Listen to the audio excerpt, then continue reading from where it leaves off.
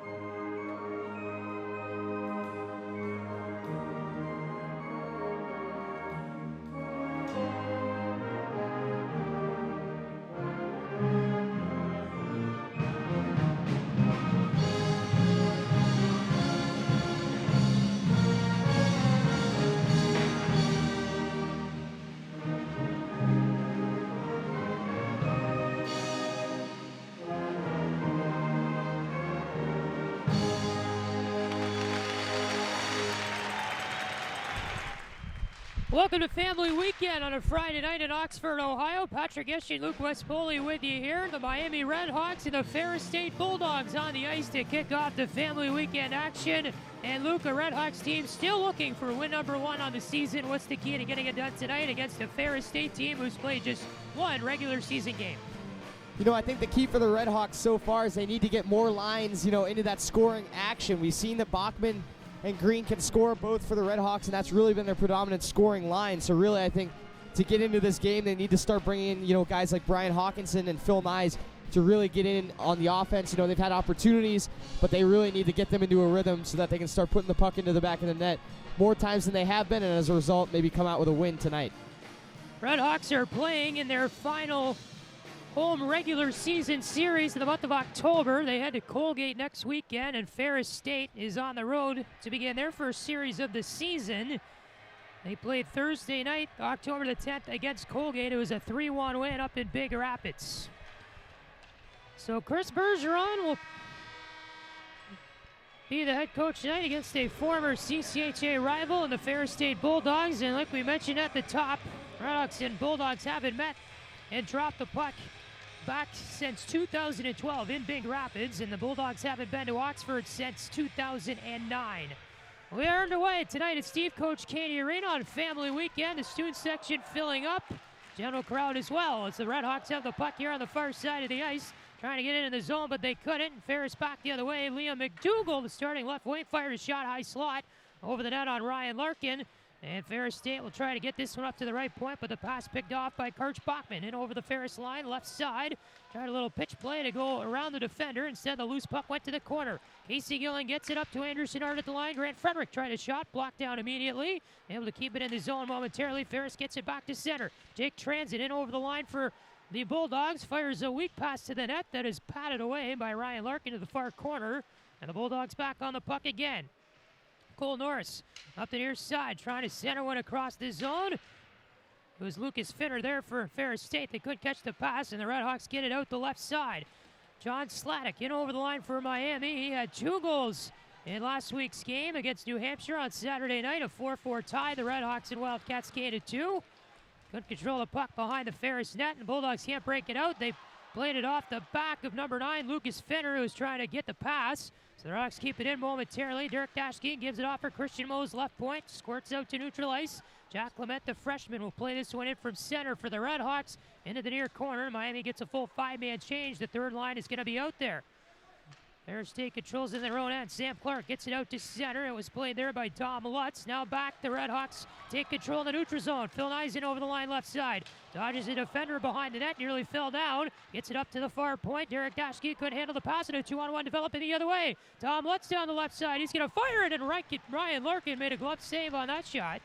As the other man in there was Jason Tackett, number 22 for Ferris State. Now Jack Clement behind the net for the RedHawks, trying to control the puck. Derek Dashke, a slap shot will clear the zone, but it's going to be an icing call here against the RedHawks, as Dashke was trying to just get it out, but instead it went all the way down. And 2 minutes and 2 seconds into this first period, Ferris leads the shots 1-0. Yeah, and I think the game plan so far for Ferris has just been to put that puck on net. On a 2-on-1, we didn't see a pass, we saw a shot. We've seen a couple already shots, that don't really have a great chance of going in. But obviously, if you are able to rack up a lot of those in a game, maybe get a couple of bounces, I think that's what Ferris State's been going for so far tonight. Brian Hawkinson got the puck out of the RedHawks end. Ferris State plays it back to the near side of the neutral zone. A big hit by Alec Capstick laid there on Jason Tackett, trying to get it over the Miami line right side. On the puck on the far side of the RedHawks end, it goes behind the net. Alec Capstick trying to shovel it out of the far corner. Noah Jordan was there for the breakout pass, hands it off to Ryan Savage, up over center, in over the Ferris line, dishes off to Rourke Russell, down through the left circle, try to centering feet in front, he got the puck back behind the net, but Ferris State takes control there, and then Savage forces a turnover, and got it in front with a backhand play that went off the right goal post, and Ferris clears this one all the way back down. And it's going to be no icing on the Bulldogs for some reason. It must have been deflected at neutral ice. Alec Capstick out of his own end for the RedHawks. Dishes to the middle for Rourke Russell. Gets it up to center. Far side Noah Jordan in over the Ferris line. They keep it in on a clearing attempt. Actually, never mind. Rourke Russell came in pinching down the right side in front of the Ferris bench. And the puck barely squirted out to be an offside. Exactly 3 minutes into this first period. And slow moving pace so far. Not a whole ton of offense from either team so far, but the scoring line out for the RedHawks, and also the top line for the Bulldogs out as well. So maybe both these teams pairing their top lines up against each other. Top line for Miami is Karch Bachman, Casey Gilling, and Gordon Green, who produced a lot of offense last weekend against UNH. Ferris gets a puck in over the line left side. Karch Bachman was working on Jake Transit down there, and instead Casey Gilling picks off a pass in the middle, trying to go far side for Gordon Green. It's going to be no icing, but he missed the pass in the neutral zone. Far corner of the Ferris end, Casey Gilling up to the line. Frederick lines up for a shot, and it just went wide, deflected off Green's stick in the slot. Grant Frederick still searching for that first career collegiate goal. 3-on-2 developing the other way for Ferris. Liam McDougall to the middle for Transit. His shot in traffic right into the breadbasket of Ryan Larkin. It was fired from the top of the left circle. And with 16-18 to go in the first period, it's a 3-0 lead in the shots for the Bulldogs. Absolutely. We mentioned the shots for the Bulldogs. This one they, went with a little bit of a different approach there, as they just were able to get some good puck movement, got Larkin moving side to side, and, had some players kind of crash into each other in front of the net, and a good offensive opportunity. Face off to the right of Larkin.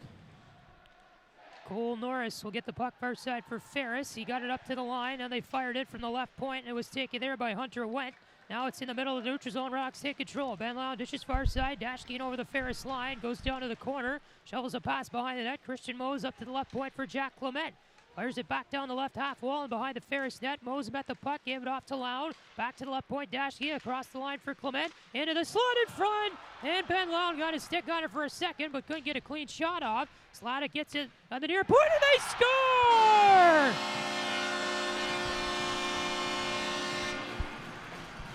Give John Sladek another point as he fired a pass up to the left point for Derek Dashke, who rifled a slap shot and got tipped in front of the net.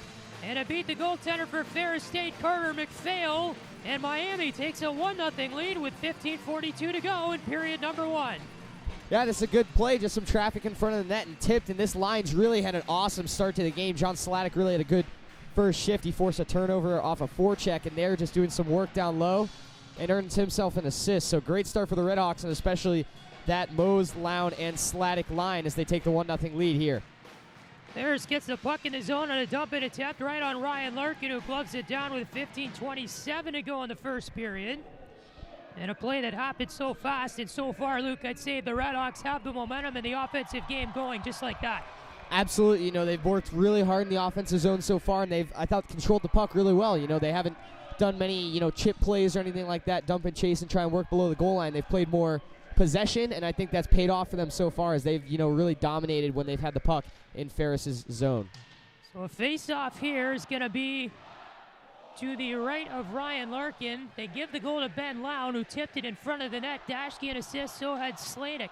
And the RedHawks here get it on net again as Brian Hawkinson had a shot in the near circle. Ferris cannot get it out of their zone tonight as they have it on the near half wall, and the RedHawks with a strong forecheck.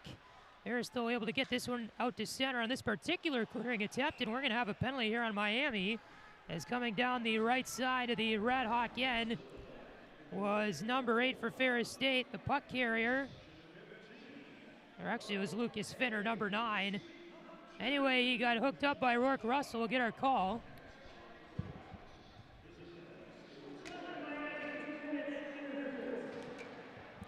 Interference and call against Rourke Russell with 15:02 to go in the first, as he was one of the 2 Miami defenders in the play, and he prevented Finner from getting the puck. So Ferris here will be on the power play for the next 2 minutes. And Russ with a quick clearing attempt after the face-off. Sinnard fires it down to the Ferris end far side. Strong forecheck on the penalty kill for Miami. Casey Gilling and Gordon Green both below the goal line right now on the Ferris end, and they're able to keep the puck in the zone as Bulldogs just can't get a clean breakout going, and they finally will get it out. Skated out by Camp Clark down the right side. Fires it in below the goal line. Derek Dashke on it for the RedHawks in their own end behind the net. Little battle ensues now as Dashke in there for Miami. Gordon Green working at the puck as well. Is launched in some Ferris skates. Now at the line, Clark slides this one across. Played down low by Joe Rutkowski. Gets it back at the left point. A weak wrister in off the pad of Larkin. Andrew Sinnard plays this one back up the far side wall. Met there by Gordon Green and Casey Gilling. Plenty of room to skate it out to the RedHawks end. He dumps it in with 1:05 to go on the power play. Carter McPhail stops it behind the Ferris net. It's met there by Nate Callan, their captain out of San Diego. Callan gets a pass in neutral ice. He's up through center and over the RedHawk line. Dishes off right side to Dom Lutz. Gets it up to the line for Moyes. Far side now at the point was Joe Rutkowski. Now they get it back up top, and a slap shot from the middle of the blue line from Nate Callan is in on Larkin, who makes the save with 13:41 to go in the first. And, Ferris really hasn't been able to get too much in terms of in front of the net. Miami's done a pretty good job shutting them down there. They got 40 seconds left on this power play, and they really haven't had any decent net front chances despite 6 shots in this game. There's a media timeout coming up, and if they can't get anything spurred on these last 40 seconds, that'll be a big one for the Bulldogs to maybe try and turn something around because they really haven't got much going offensively so far. Trying to on the power play. Callan has it middle line. Will fire it off to the far circle. Played there by Jake Willits. Back for Callan, and then to the near side for Dom Lutz. Callan over the Willits for a slap shot attempt. He fanned on it. and may have shattered his stick in the process. Redhawks quickly jump on the loose puck and fire it back down. 20 left on the power play. Behind his net, McPhail plays it to the near side. It's met there by Tackett. Skates it up through center. Dishes off to Moyes and over the Redhawk line right side. A centering pass to nobody in front. Karch Bachman got it for the Redhawks, but can't get it out. Lutz meets it at the right point for Ferris State. Wraps it all the way around behind the net to the left point. Willits got on it there for the Bulldogs. Bachman met him, and then kicks the puck back to the neutral zone. And then Bachman tripped up and over the line right side. He's going to be no call as the penalty expires, and we're back to 5-on-5. Karch Bachman is on all fours down in the far corner trying to protect the puck. Ferris giving him some shoves as he was down there with number 17, Marshall Moyes, and Moyes was giving him some shoves as Bachman was not letting go of his stick. Rocks it over the line left side now. Bachman a shot top to left circle, fired wide on McPhail. Back to center, the puck goes. Andrew Sidar trying to defend number 20, Liam McDougall, who got hit hard. And that stopped his progress going in over the line left side, and Ferris was offside. And that brings us to our first media timeout of the game. Shots in favor of Ferris State 6-2, but the Redhawks get the goal. They're up 1-0 on Ben Lown. And his tip in front, 12:29 to go in the first. You'll listen to Miami Hockey on Red Hawk Radio.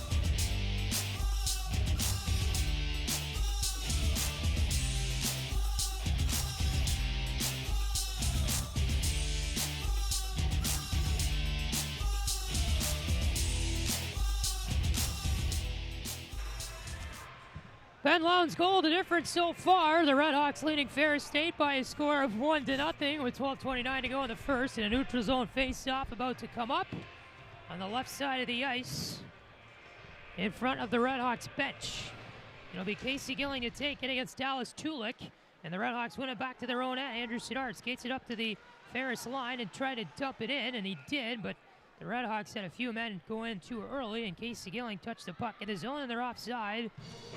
So the face-off here will be a neutral ice with 12:21 to go in period number one.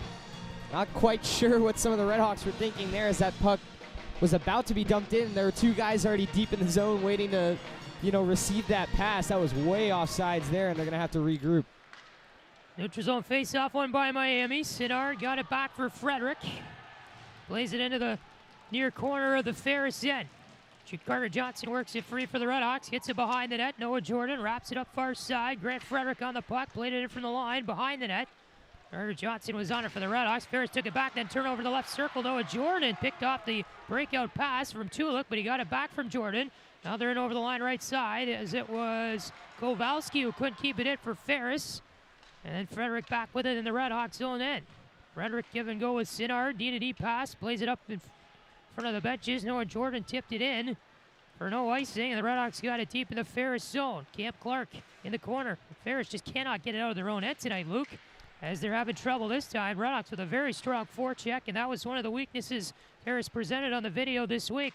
Ferris with an offensive chance now in the left circle, as it was a weak wrister there from Cole Norris. And now the Redhawks up through center, and they play it into the Ferris end. Ben Lown dumped it in. Christian Mose on the puck, gives it off for Lown left corner. Derek Dashke left point, stick handles back and fires a wrister off glass, purposely wide. McDonald on it for Ferris State. Then Sladek takes over in the right circle, gives it off for Lown in the right corner. Had trouble with the puck there, and it squirts back up the half wall. McDonald played it deeper for Ferris State, and they were able to get it back to center ice. Dashke onto the Redhawks end, off the near half wall, indirect for Phil Nyes, and then Ferris State quickly on the puck. Transit has it in the near corner of the Redhawks end. As they sent 3-4 checkers in, Transit up to the near circle. Phil Nyes picked off that pass, and they're back up in over the Ferris line. Plays it ahead for Sladek. Goes into the left corner, plays it around behind the net, meeting it there, Rourke Russell for the RedHawks, but he stopped too soon on the puck. And Ferris, a clearing attempt. It's going to go all the way down, but no icing called here as the RedHawks, the linesman said, had chances to play the puck. Alec Capstick behind his own net. Rourke Russell up for Phil Nyes. Backhand feed in the RedHawks' own zone for Capstick, who has to stick handle it back. It finds Brian Hawkinson at center. Hawkinson over the Ferris line right side, but puck got knocked loose, and Nate Callan took over for the Bulldogs and will skate up behind their own net. Up here for one who got the puck at center, plays it in over the line. Here's Callan down the left side, and in the left circle, fired a shovel of a backhand shot that Larkin gobbled up with the pads. Now at the point, it's Yoder with a shot from the left side, and Larkin able to chest down that wrister to the near corner. Rourke Russell gets it off for Bachman at the middle of the RedHawks zone, and Bachman uses speed down the right side, trying to beat the defenseman in over the line. He got it behind the net. Indirect pass off glass for Bray Crowder, who meets it at the left point. Plays it down to the left corner for Casey Gilling. Gilling will skate it up the half wall, go across ice. Frederick right point, stick handles through for a shot, and a blocker saved by McPhail, who knocked it to the near half wall. RedHawks pick it off though at center. Crowder skates it in over the line right side, but he's just offside. As Casey Gilling fell down in the Ferris end, he was trying to skate out while Crowder was skating in and just didn't quite time it right. Eric Frank will call the offside. 9:21 to go in the first period. RedHawks holding on to a 1-0 lead over Ferris State. It's Miami Hockey on Red Hawk Radio. Don't sweat the technique.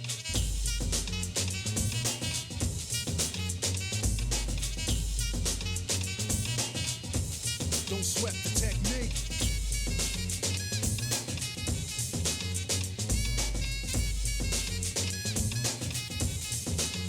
Let's trace the hits and check the file. Let's see who bit the dissect the style. I flip the script so they can't get filed. At least not now, it'll take a while. I change the pace to complete the beat.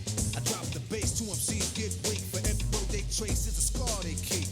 It's when I speak, they freak to sweat the technique. I made my debut in '86 with a melody and a president's mix, and now I stay on target and refuse to miss. And I still make hits for beats, parties, clubs, and cars and jeeps. My underground sound vibrates the streets. MCs wanna beef, then I play for keeps. When they sweat the technique.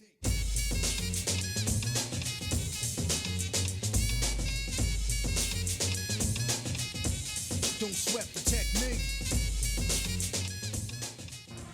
Good result face-off about to come up. 9:21 to go in the first period. Ferris leads the shots 8-3, but the RedHawks lead the score 1-0.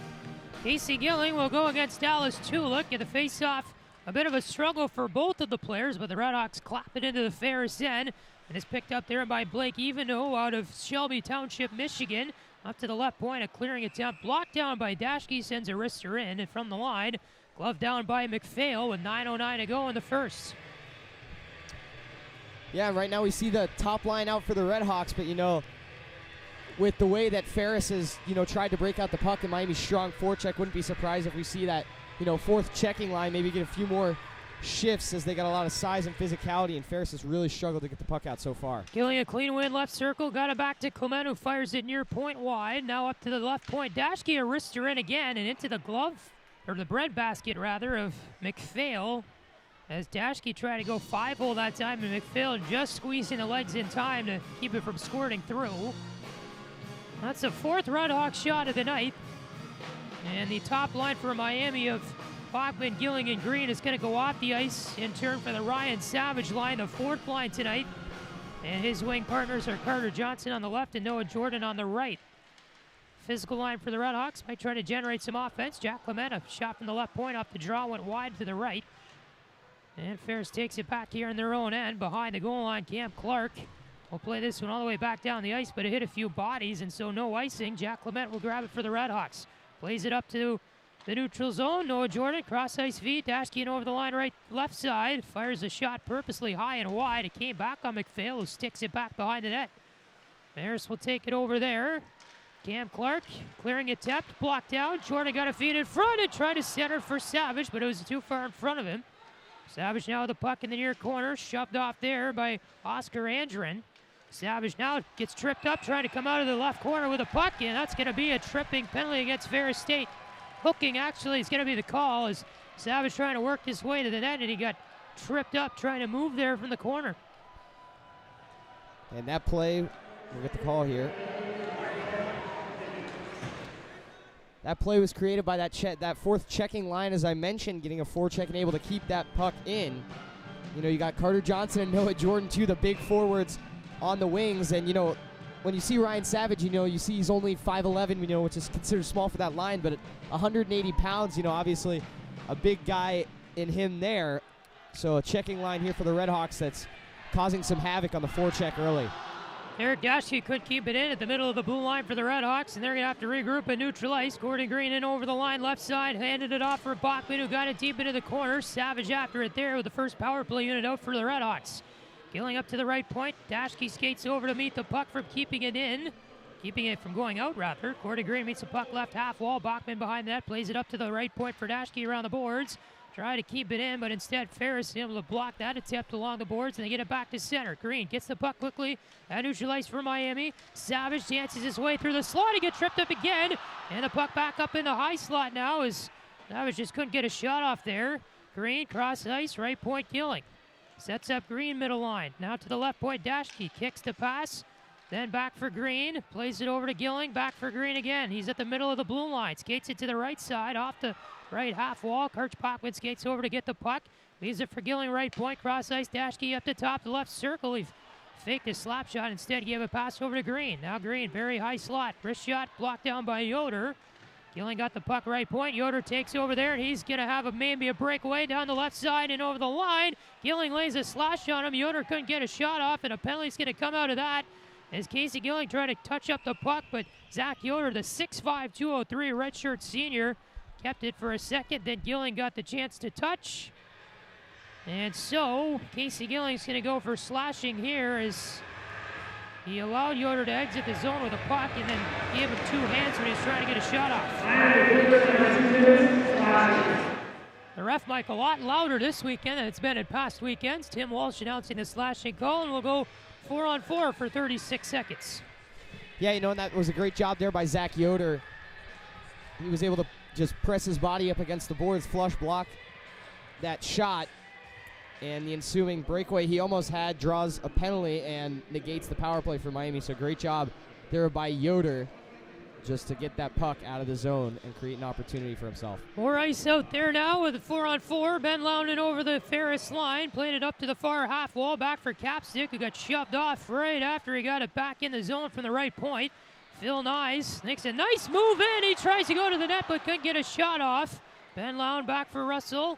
Then it's far side for Capstick at the line. He fired a wrister in. McPhail sticked it back to the far corner. Mark Russell now far corner with some room. Skates it toward the net on the goal line. Then stick handles it to the near corner. Wraps it around behind the net for Phil Nyes. Meets the puck there. Hit against the boards by Cam Clark. The Bruins draft pick. Plays it up to the right point. Coming off the bench, it was kept in by Monty Graham. Wet cross ice. Russell plays it into the near corner. RedHawks changing as all of this happens. And it's going to be Yordy to carry it out of the Ferris end. And he's going to skate it in over the line. Dishes off to Went. Now Went at the far side half wall. Could keep it in. Ferris had too many men there. And now it is Ferris trying to come out of their own end with the puck. Marshall Moyes in over the line. Will go to the top of the right circle. Hand off for Lutz. Now it's up for Callan. Gets a return feed there from Yoder. Now at the far side coming down is Willits. Near circle, Lutz fired one in front. And it's going to be saved by Ryan Larkin as a struggle there. RedHawks able to get it to the far corner. Ferris threatens again. And a shot came in there from Marshall Moyes.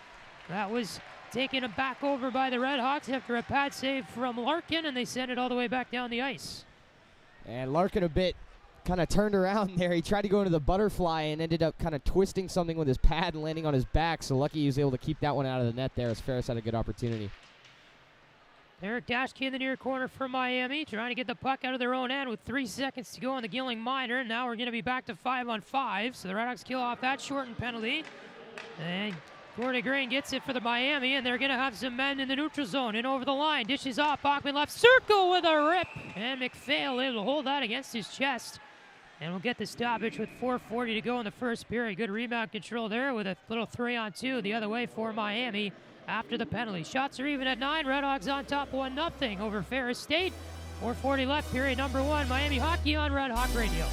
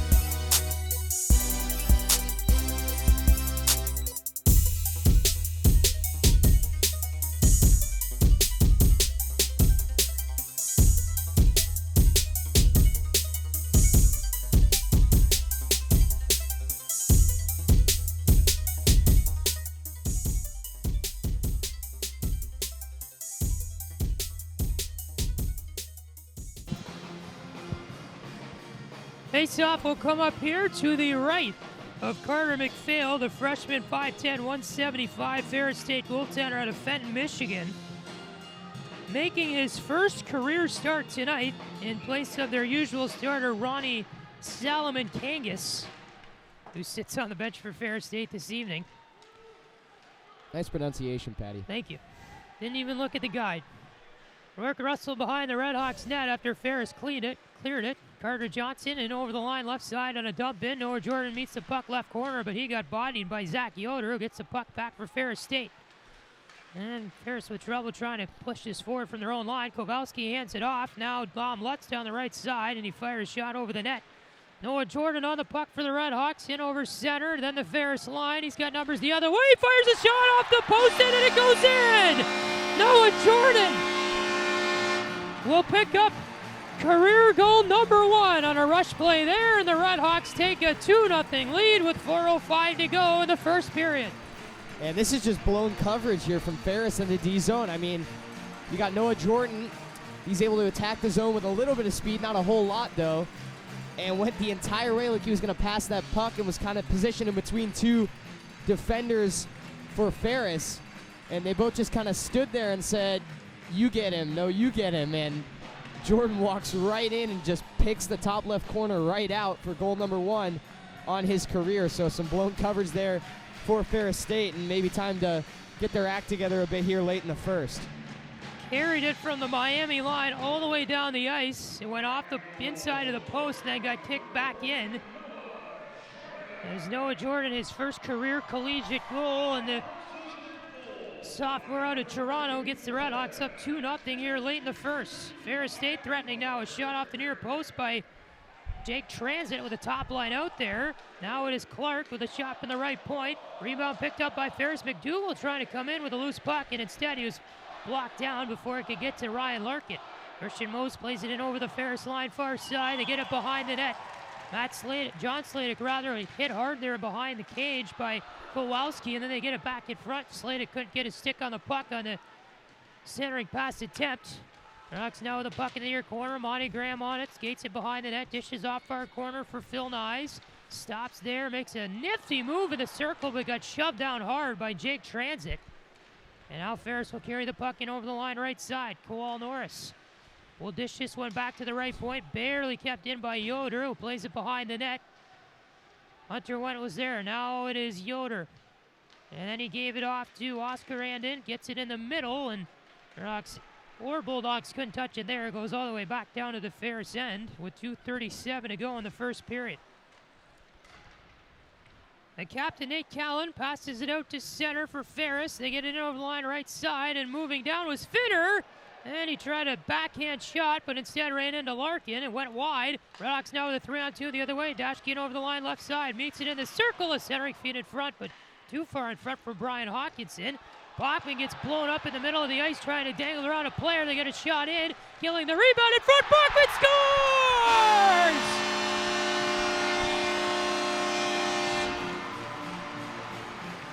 And the penalty is going to come up too on the open ice hit to Karch Bachman. So it's a goal and a power play for the RedHawks, who take a 3-0 lead with 2:08 to go in the first period. Karch Bachman, his second effort, getting up and putting it in the back of the net past the freshman McPhail.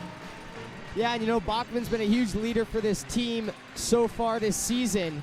And this is just a great play, working all over the ice on the far side, pulls a move. He gets kind of half tripped up as he makes the pass and then blown up in open ice. And that was actually gonna result in a penalty. And they're gonna look at this for a potential major, but instead of maybe complaining about the call or anything like that, Bachman gets right up, finds his way back in the slot. And actually that puck hit him when he was still down on his knees, and he was able to get up and have the presence of mind to tip that one in. That is just a fantastic goal there by Karch Bachman. Actually, they might be reviewing the goal. Now that I say that, don't know why I thought they were reviewing the penalty. He could have come in and maybe caused goaltender interference on McPhail. There's a lot of traffic around the net, and so that's possibly what they're looking at here. And we are trying to get an angle at the ref monitor, but instead they put a little, I don't know what you call that, but it's like a little roof on the top of the monitor, and so nobody can look at it except the ref that's standing right over it. It's like an awning that you'd see off of, like if you have a patio at your house, you put an awning over the patio off of your house. Yeah. Yeah, it's like an awning on the ref monitor. Just like the NFL, right? So we don't know what they're looking at. It's probably goaltender interference. It could be to see if the penalty here against the guilty party, Lucas Finner, is in fact a major. And now with the new ref mic technology, Tim Walsh, who's on the headset, will be able to tell us exactly what they're looking at. As the RedHawks with a 3-0 lead against Ferris State with 2:08 to go in the first, and now we'll get our announcement.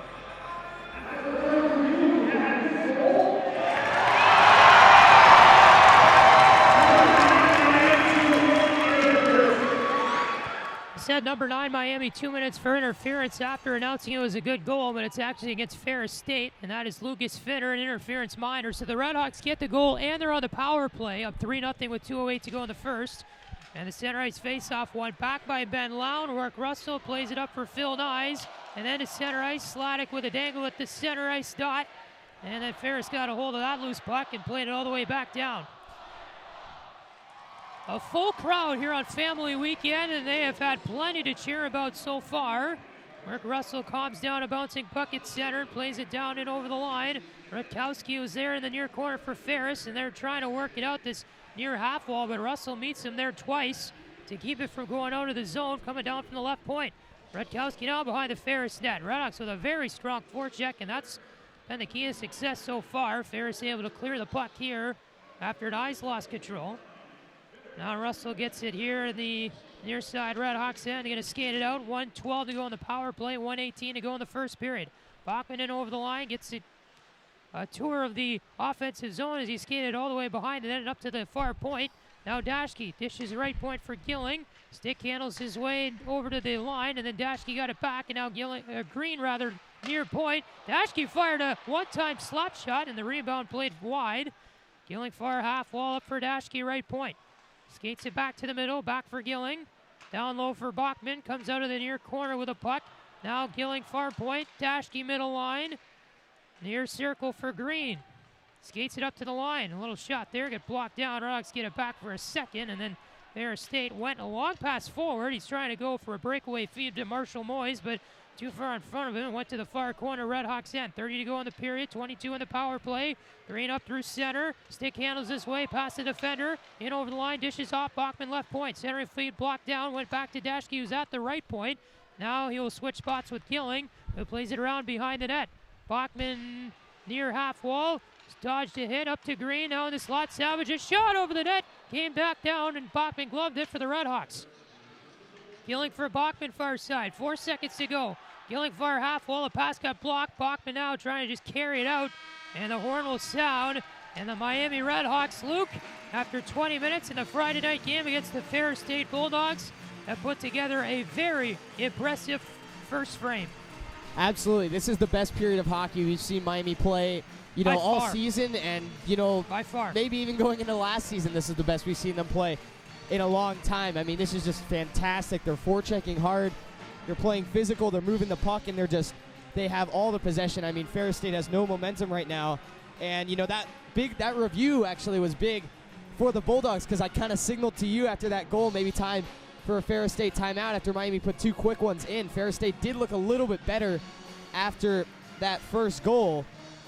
After that, the third goal, rather, coming out of that timeout a bit late in the period, but they've just looked a little bit, shell-shocked right now about how well Miami's playing. Miami's had all the possession, all the momentum, and Bob Daniels has got a lot of work to do talking to his team here in the first intermission. Yeah, the 28-year head coach at Ferris State, he certainly knows every situation of the game, but he's going to have to give his team a nice little pep talk here as the RedHawks leading the Bulldogs by a score of 3-0 after 20 minutes to kick off all the family weekend festivities here on campus. RedHawks also lead the shots. They take the lead back in that category 12-11 after 20. So coming up here on the first intermission, we'll play Bardowski, the podcast, season 2, episode 2, featuring me and Luke talking all things hockey. Stay tuned for that, the first intermission, and we'll have first period call right around the corner. RedHawks lead at 3-0. This is Miami Hockey on Red Hawk Radio. Enjoy Bardowski, the podcast.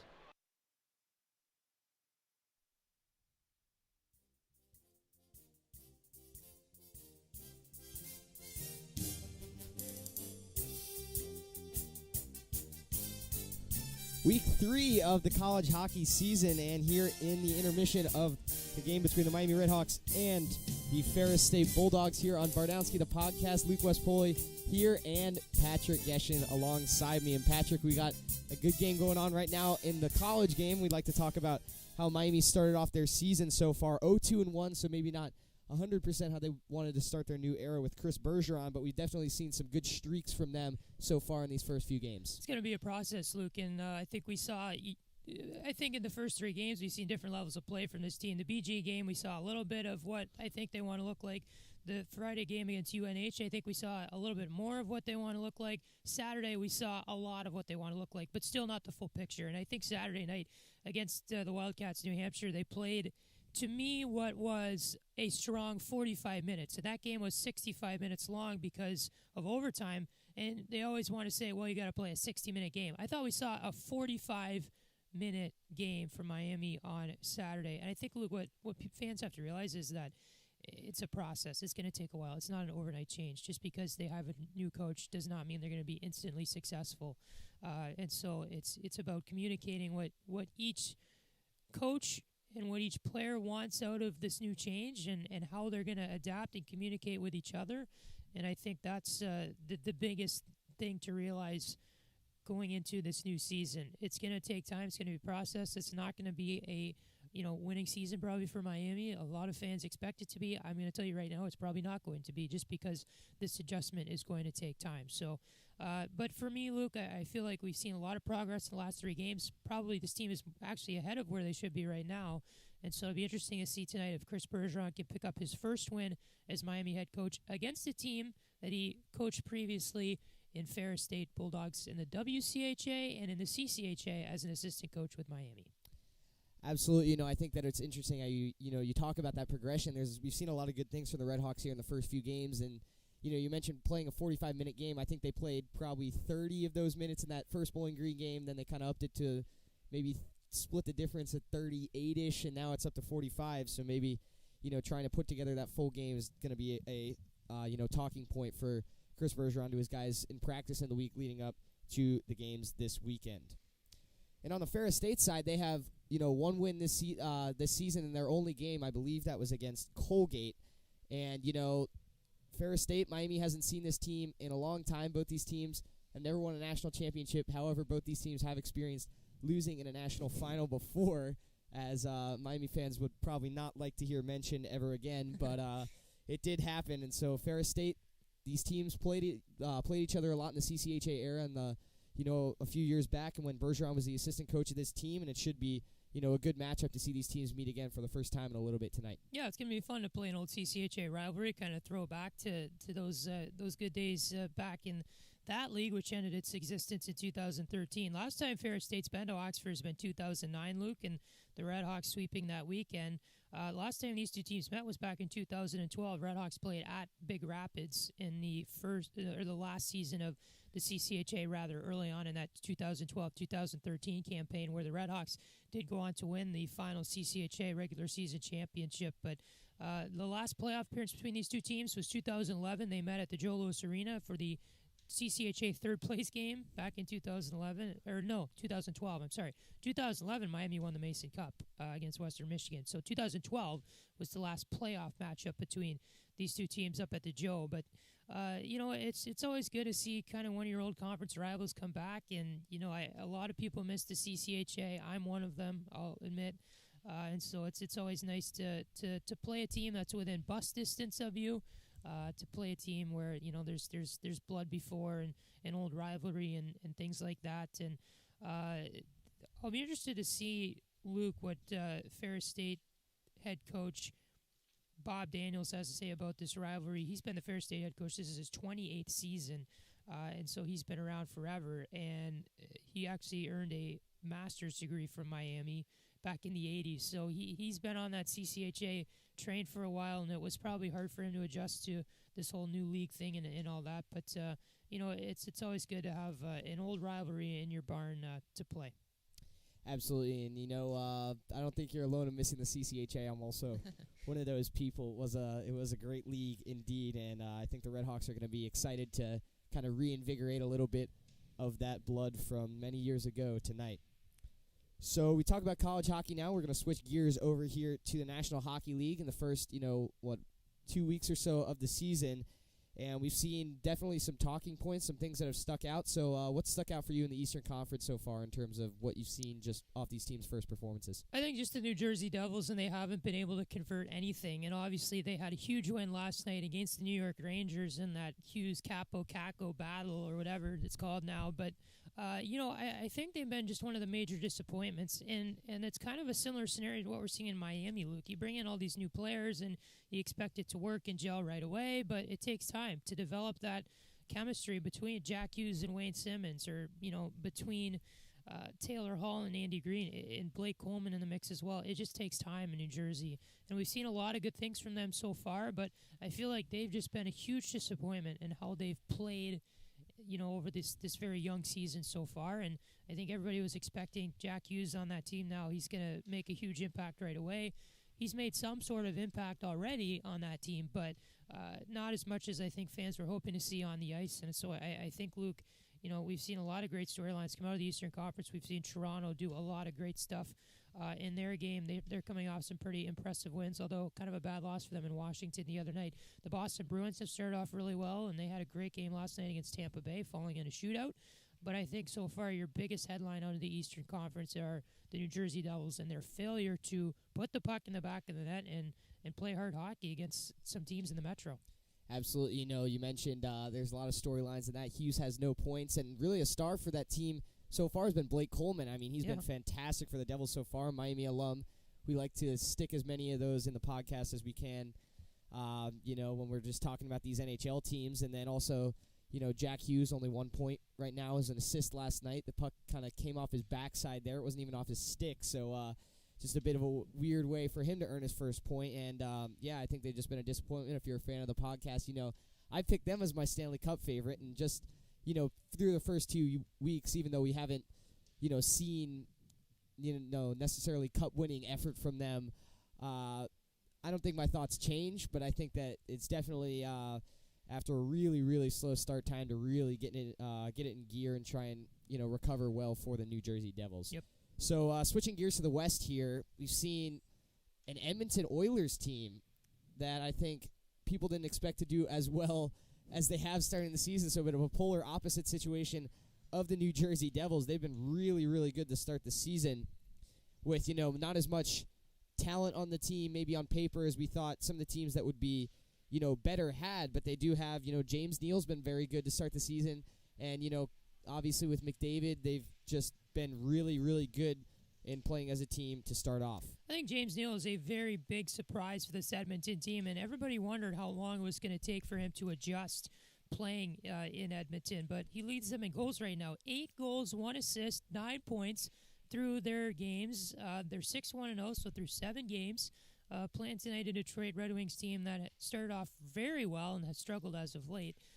Through 7 games. But James Neal, I think, a huge surprise out of there. Connor McDavid, I think, has finally found his stride as a player. He's surrounded now by guys who he wants to play with and who he gels with. And I think McDavid thought he was kind of on his own island when he first started in Edmonton, because there was nobody around him that could match the talent and the drive that he had to be a good hockey player. And so now that he's playing with guys like James Neal, I think that is a huge thing for McDavid and his situation in Edmonton. Leads them in points. So, I think for the Oilers, Luke, it's just kind of coming together. They're getting lucky. I think Ken Holland has been a wonderful addition for them.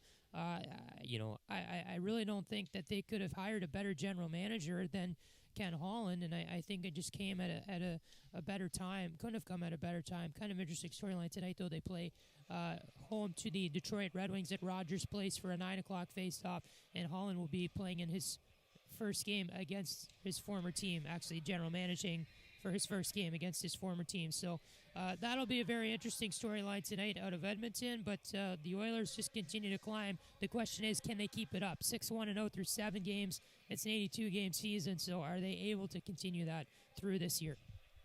Absolutely. I think they've been a surprise here in the first little bit. You don't want to take too much stock in, just a few games. At the end of the day, this is just a handful of games, in an 80-game season, so I don't think we want to take too much stock in it, but it definitely is something very interesting to look at, because those, 6-7 game runs are going to be the difference between, the playoffs and not making the playoffs. So obviously, the Devils shooting themselves in the foot a little bit here with this, slow season start, and the Oilers obviously doing themselves a huge favor for later in the season when you're grinding for those, playoff spots. Maybe if they're going for a playoff spot, we now maybe expect them to go for one of those wild card spots. Right. So maybe, this really good start and, getting 12 points in the first 7 games is huge going down the stretch. So that's obviously huge for Edmonton.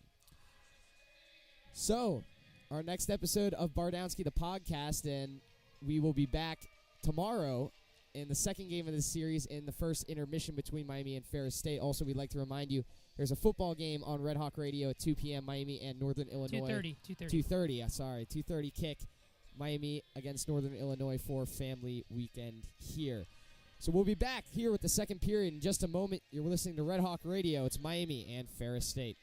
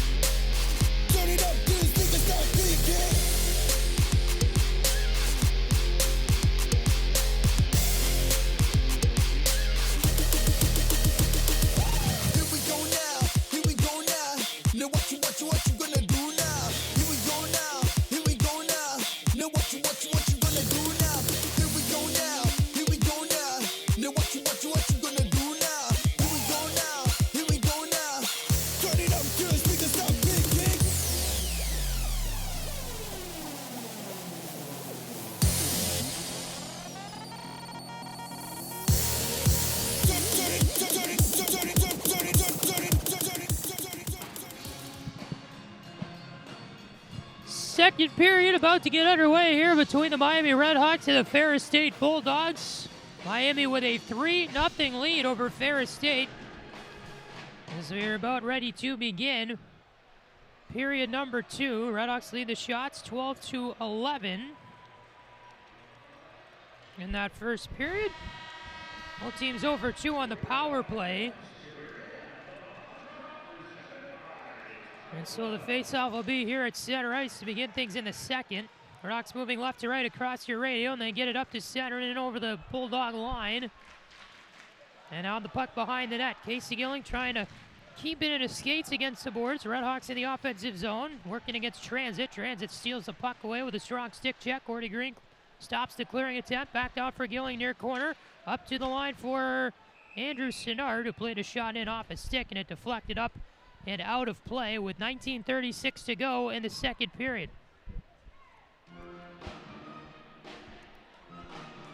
So, Luke, when you look at the stat sheet after 20 minutes, what sticks out? Well, I think, we have a diagram of the ice here, and, they label all the shots for us. Thank you for all of them for doing that, obviously. But, when you look at these, the shots, and they have the house, that you learn in squirts in front of the net marked with a dotted line, and, Miami's just got all kinds of stuff in there. And, Ferris just does not. They just don't have a lot of, opportunities from in there, and when they do, it's, near the outside of this house here. So, obviously, they've just tried to throw it on net.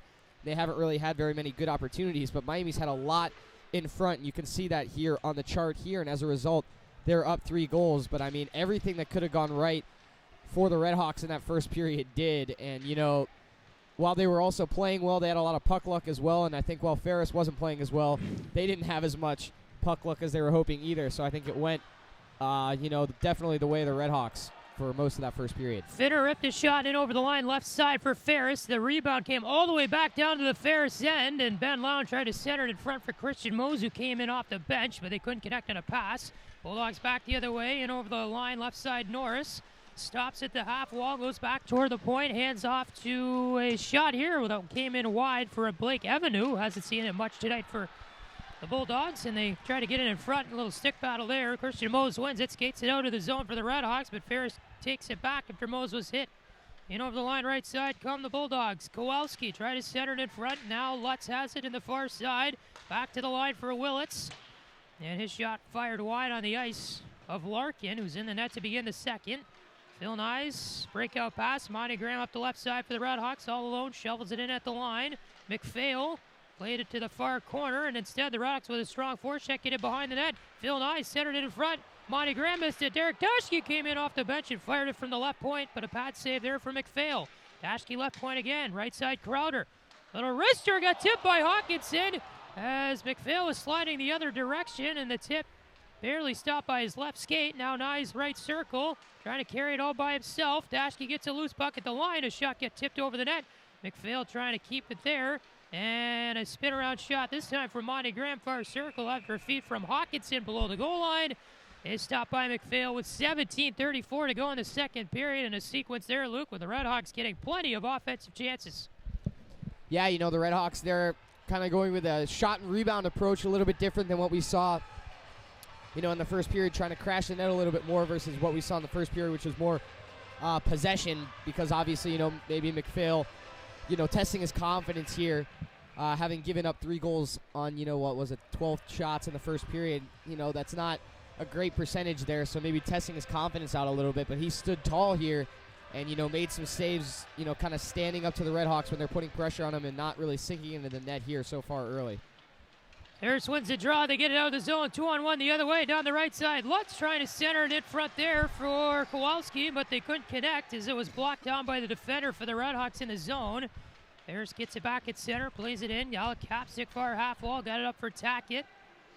And the Bulldogs here will work it around neutral ice and play it deep into the zone as it was played in by Callan. Larkin behind his net, plays it far half wall. Savage missed the breakout pass from Carter Johnson. Jordan at center, handed off, Capstick. Near side, Savage in over the line. Fired a shot top of the right circle, blocked down by Callan. And the puck back in the near corner. Johnson races after it. 2-on-2 battle down there. Slides behind the net. Yoder got the puck back for Ferris, and now he will pass this one up for Justin McClellan. And then he got it up to center and played in there by Oscar Andren deep into the RedHawks end. 0-4 check for Ferris State. Karch Bachman in over the line right side for Miami. Top of the right circle, a shot. A big rebound came off McPhail. Ferris took that and cleared it back to center. Sidard will get it behind the RedHawks net. Stop, plays it far side. An indirect pass that's going to miss everybody and be an icing call against the RedHawks with 16:20 to go in the second. Yeah, that pass there just looking for Gordy Green, but was too far out in front of him. And it goes down for an icing.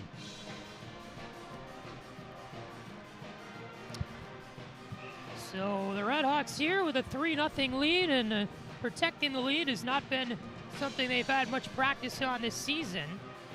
They had a 1-0 lead in the game against Bowling Green, but that's as far as they got.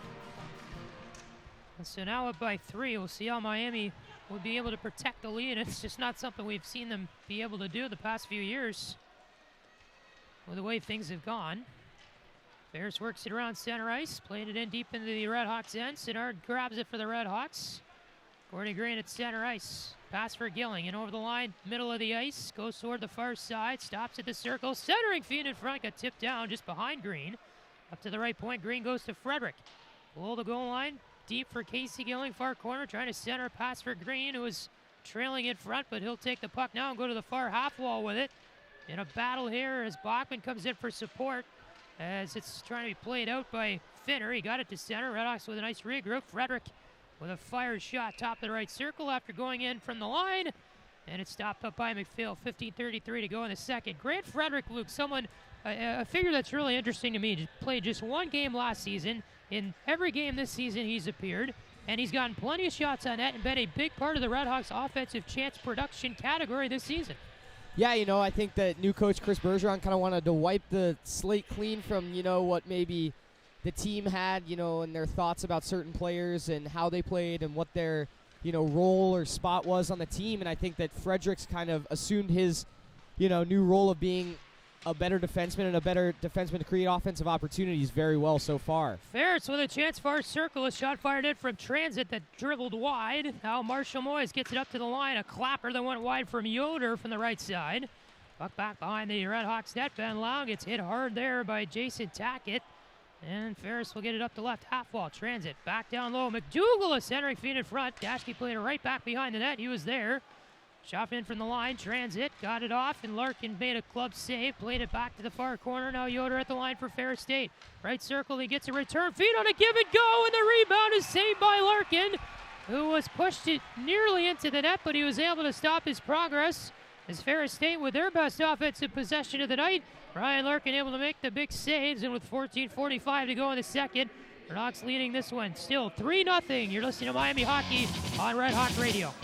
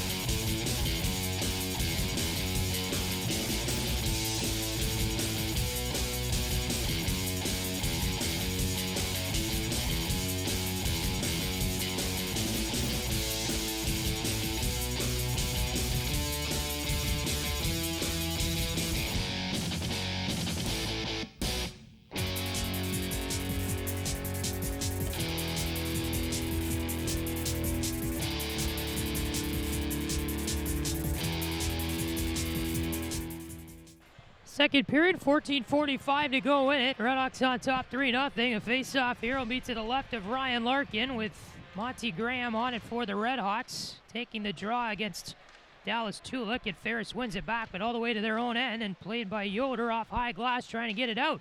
Instead, Redhawks beat the puck in neutral ice. Ferris gets it back. Tulik plays it up for Lutzen over the line right side. Top of the circle, a shot off the shin pad of Russell. Deflected to the near half wall, and the Redhawks will try to play it out from there.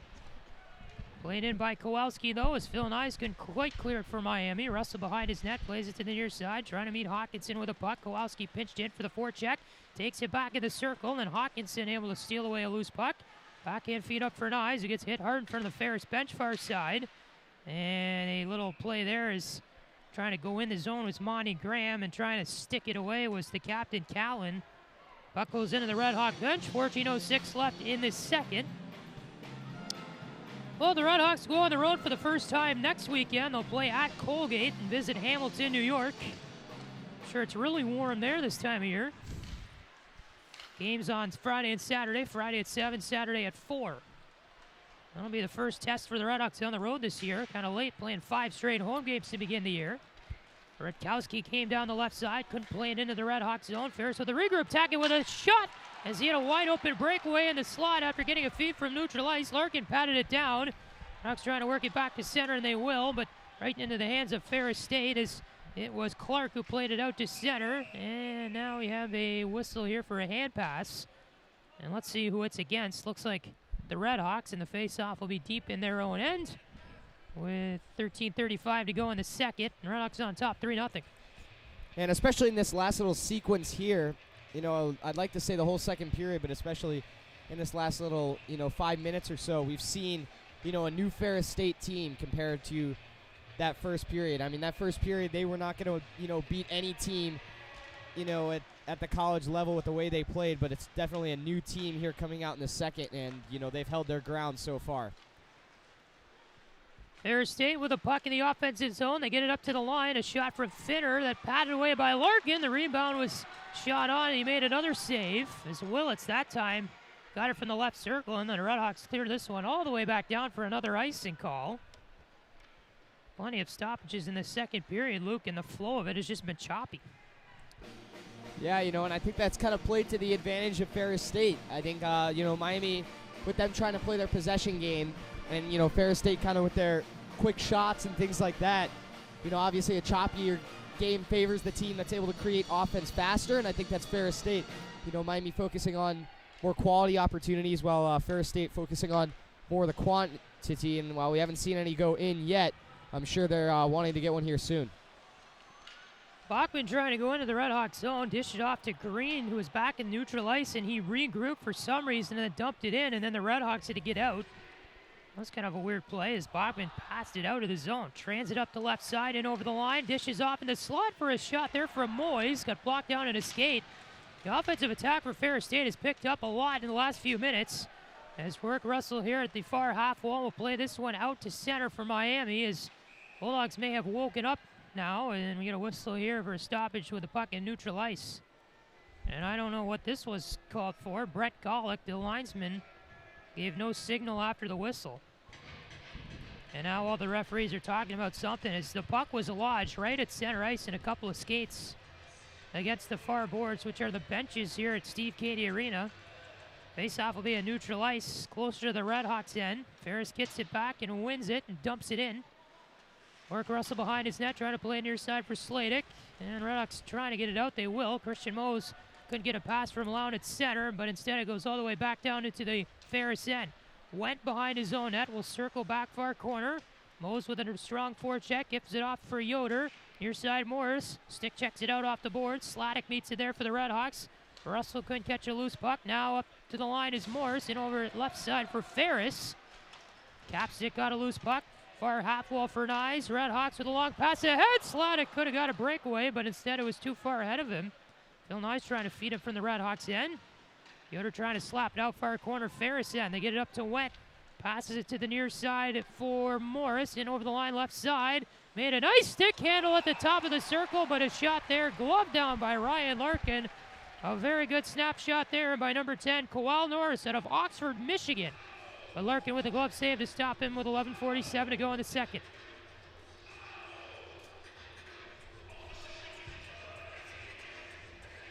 Shots 18-14 in favor of Miami. Ryan Larkin's played pretty stellar tonight with the Ferris offensive attack picking up so far in this second 20 minutes. Face off to the right of Larkin. Ferris wins it back. Rautkowski played it into the near corner. Now working after it is Kowalski in the Ferris State near half wall, the offensive zone. Now in the high slot, Lutz got a pass, fired it wide. Hawkinson picks up the loose puck near corner, RedHawk end. And his clearing attempt gloved down by Lutz, and his shot got deflected off a stick from the top of the left circle.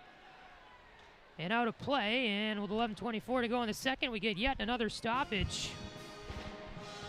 No penalties so far in this second period, and FSU leads the block shots 10-7. The face-off category tonight is won by Miami so far. They lead that 16-13. Face-off here to the right of Larkin will feature Savage and Tackett, won by the RedHawks. Dashke played it all the way around the boards to the far side. Johnson on it there, got it out of the zone.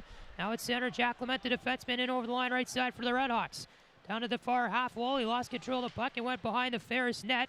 Dashke pinches in from the left point to keep it in far half wall, and then Noah Jordan will have to grab it at center as Ferris able to clear it there. Spin around play to center. It got picked off by Max Finner, the extra defenseman for Ferris, and he's brothers with Lucas Finner. Now it's center. It's played here by Oscar Andren off high glass and into the RedHawks zone, and Ferris will get a change. Jack Clement handed off for Dashke. Little shovel pass to the neutral zone, but Ferris able to take control. Redhawks were not in the area. McDougal now at the line, got it picked off. Savage gets tripped up hard, and he is going to be down on all fours at center. He was trying to carry the puck. Carter Johnson is now grabbing the helmet of Max Finner, who's in the zone, and Ryan Savage probably had a knee-on-knee hit there, and he is struggling right at center ice. The trainer, Drew Ruckelshaus, coming out to attend to him, and this might be 5, Luke. Yeah, I don't think we're going to get the call here right now, as they're going to probably go in and review this one. Actually, referee's they're going to conference here. Savage got a feed at center ice. The Redhawks were just trying to work it back dump it into the Ferris zone. And Ryan Savage will skate off on his own power, but he's only pushing off with his right leg to the Redhawks bench, and you'd imagine he's just going to go right back to the locker room. He's able to step up onto the bench with his left leg, and he's going to take a seat on the bench, so we'll keep an eye on his condition, as he's a major part of the Redhawks' offensive attack. And now the referees with a headset on in the penalty box going to look at this play that happened right on the center dot, as Savage probably got knee-on-knee contact there, whether it was intentional or not, with Max Finner out of Elmhurst, Illinois, the freshman extra defenseman for Ferris tonight. Yeah, this was just kind of a violent hit, and they're probably looking to see if Finner, stuck his leg out on purpose, or if the two players kind of collided. It was a pretty tight spot for both those guys to skate through. They just kind of collided, but obviously, you want to collide square, on both guys and not have, them cut off half their body like that and cut off the leg like that, so that you're able to make a dangerous hit. And, we're only able to look at this once, and obviously when they're reviewing, they're not allowed to show these replays. And, it always, almost always looks worse at full speed, but we'll see what the call is here.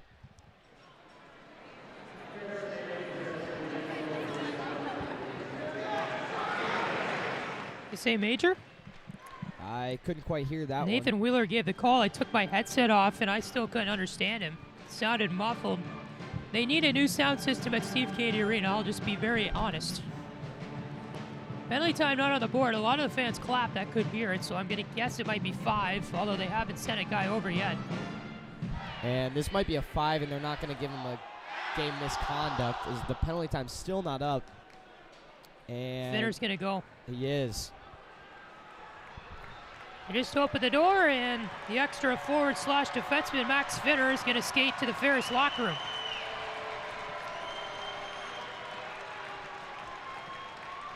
So he will hit the showers early for the Bulldogs, and it'll be a 5-minute major, in fact, on him. And so they're going to send over to serve the penalty. Looks like number 12. That's Dallas Chulik out of Kalamazoo.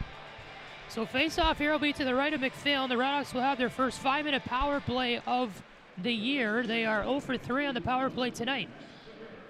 Ferris wins the face-off and clears it all the way back down to the Redhawks' end, as it'll be a game misconduct penalty for kneeing. That is the official call. Bachman in over the Ferris line, left side, dumps it in all the way around the boards, and the puck back to center, quickly cleared by Ferris. And we'll see, Luke, the Redhawks power play has really struggled a lot this year, and this will be some good time for some practice, up 3-0 halfway through this one. Absolutely. I think it just comes down to, can they possess the puck? You have an extra guy, and, if you're able to possess the puck and kind of move those penalty killers around with some good, passing and not give up possession and try and work for it, then you'll be able to, create opportunities for yourself on the power play. Gilling to the left point for Dashke, gave it off for Green. Dashke a clapper from the line that went over the net. Lown picked it up there. Green left point, back down for Lown, far corner. Up to Dashke at the line, over to Gilling, top of the right circle, back for Dashke, middle line. Green far circle, cross ice in front of Gilling. Gets it off the half wall at the right circle. Dashke try to fake a shot, back for Green far circle. Near side Gilling, made a nice toe drag move and a shot that will knuckle puck and back to the line. Dashke got it. Now Green and then Lown. Lown far corner. Back for Green. Left point for Miami. Stick handles across the line. Leaves it there for Dashke. Near side Gilling. Plays it down low. Bachman trying to tip it at the side of the net, but instead it went across the crease, and Green picks it up. Cycles it down low. Far corner Lown got to the puck, but not before the defender for Ferris State. That's Nate Callan. A big battle at the far corner. That's going to be won by the Bulldogs that are able to clear Lucas Finner with his stick. That time, 3:15 to go in the power play. And Rick Russell will stop behind his own net for the RedHawks. 8:40 to go in the second period. Russell up through center, dishes off our side, knives in over the line, and will go past the defender and play it behind the net. Hawkinson on it for Miami, and a centering feed that came in front. Met there by number 18, Hunter Went, and he'll scan it up the right side for Ferris State and over the line. One-on-one with Frederick. His wrist shot went off the pads of Larkin. RedHawks here will take control of the puck back in their own end. Russell will skate to the protection behind his net. 2:42 to go in the power play. Ryan Savage is standing up now on the RedHawks bench. That's a good sign. Knies came in over the line. Loose puck almost picked up there by Hawkinson. Frederick skates over to the loose biscuit and shovels it into the zone, and then Ferris State got control of it far corner and fires it back down again. Larkin here behind the net, hands over to Rourke Russell. Below the cage comes Casey Gilling. Skates it up, dishes off for Bachman to neutralize. Near side Gilling, in over the line, chipped it past the defender. That was Rutkowski. Has it near corner. Now to the far side, Savage touches the puck on the power play. He's skating just fine. Goes behind the net, cycles it back in front. Bachman trying to shovel play it there in front, but the shot attempt went to the near corner. Ferris gets control of it there, and they'll clear it back down with 1:50 to go in the power play. Dashke hands it off to Green. Sloppy to get it out of their own zone. Now Bachman over to Green and over the line on the right side. Green into the circle, centered it in front to a trailing Bachman, but the tip went over his stick and into the far corner. Dashke gets the puck now far corner, up to the left point for Green. Stick handles his way to the near side for Casey Gilling, right point. He will fire a cross-ice pass off the boards. It's play there by Dashke. Stops and goes toward the middle. Green, left point, back down to the circle for Savage. Centering feed in front, tipped off his stick. Gilling will glove it down near half wall, up to the line for Dashke. Trying to stick handle his way through, and then back for Gilling at the line. Dashke left point. Our circle Green was too low for a shot. Back for Dashke, winds for a clapper. Got immediately blocked from the line. Yoder was there to take it, and he will send it all the way back down. Ferris with a penalty kill change here and a minute to go in the power play. Yeah, they've done a great job so far preventing Miami from, getting anything on the the inside, rather. Apologize. The RedHawks are offside. Ben Lown trying to feed Gordon Green, who was in over the line right side, and if he could have connected on the pass, Green would have had a breakaway through the right circle, but instead, play is stopped with 6:22 to go in the second and 50 on the power play. But yeah, Miami's had pretty good success when they've been able to possess the puck, and early in that power play, they did have pretty good success with possession, and when, they were trying to do those dump and chasing, type things, that's when Ferris kind of got their momentum going. But then on that last sequence, Ferris did a great job not letting Miami penetrate anything in front of the net, and as a result, no chance for the RedHawks. They'll get it out of their own end here. Phil Nyes at center, fires it in from the red line all the way around to the near boards. John Sladek, and he couldn't control the puck. It's cleared all the way back down by Willits. 25 to go on the power play, less than 6 to go in the second. Russell behind his net for the RedHawks, and yeah, this power play here just not producing much offense at all. 5-minute one on the kneeing major against Ryan Savage. Sent Max Finner off the ice early for Ferris. Got kicked out of the game. RedHawks with a puck in their offensive zone. Ben Lau near half wall. Got met by a check there. Phil Nyes racing after a loose puck near corner. We're back to full strength. Ferris State kills off the major. Sladek far side trying to center it in front. Couldn't go there. Now Ferris back in over the line near side.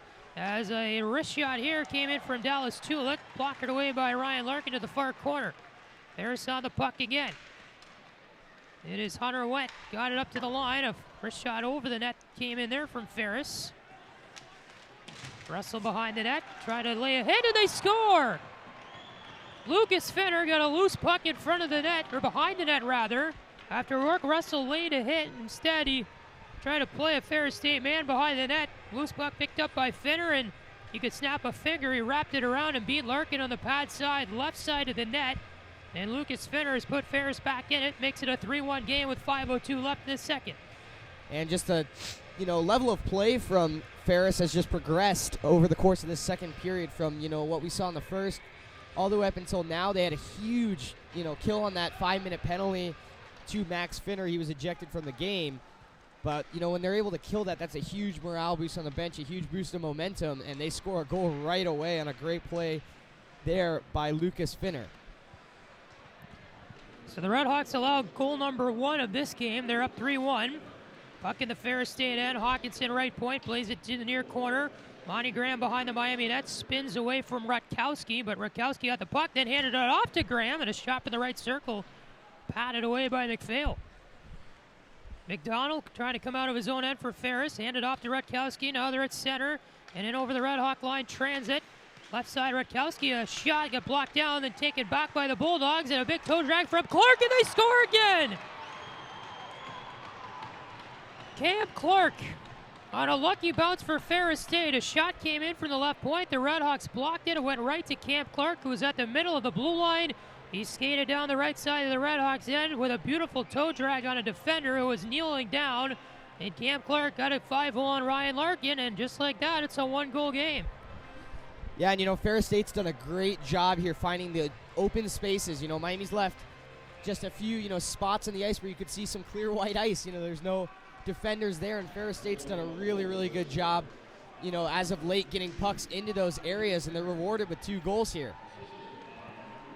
So now the story of this game just got completely flipped around as the RedHawks just done the 5-minute power play up 3-0. Now they're down 3-2 late in the second. Ryan Savage in over the line right side. A shot that got blocked down by his stick.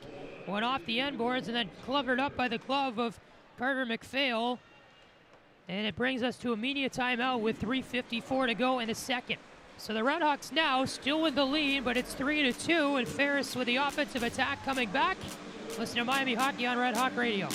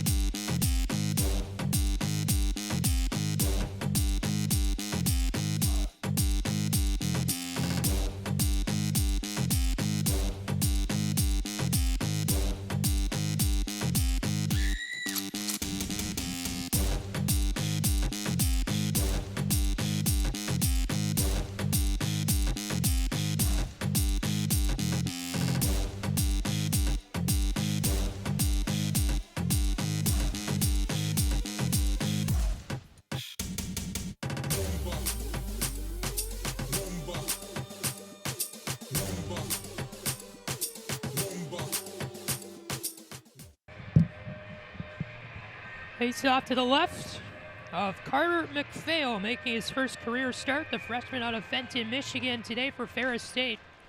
Allowed 3 first-period goals, but he so far has kept the RedHawks scoreless in the second period. 3:45 to go in it. And Miami has given up 2 goals in the frame to make it a 3-2 hockey game. They have the lead. Ferris works the puck into the offensive zone slowly. Tackett left circle, looks for a centering feed, and in front it dribbled in on Larkin. The net came off. And the whistle will blow from that as Jason Tackett trying to walk in from the near corner, looked to center the puck. Instead, something happened, and it dribbled in on Larkin, who didn't have to cover it. The net came off instead, and 3:32 to go in the second. We'll have a face-off to his right as they're going to keep it in the zone. And they're going to have to re-drill the hole in the net as putting the pegs back in. I think we were all pretty confused by that when that net came off, because it looked like there was a huge gap between Larkin's pad and the post initially. So it looked like an easy goal there on the near side for Ferris. All he had to do was slot it in the corner, but the net was actually off, so they blew the play dead. Shots on goal are now tied at 19. Casey Gilling picked off a pass attempt at center from Ferris State, but couldn't gain traction in the offensive zone. Bulldogs work it back to center, and here's Norris. In over the line, Luke Finner.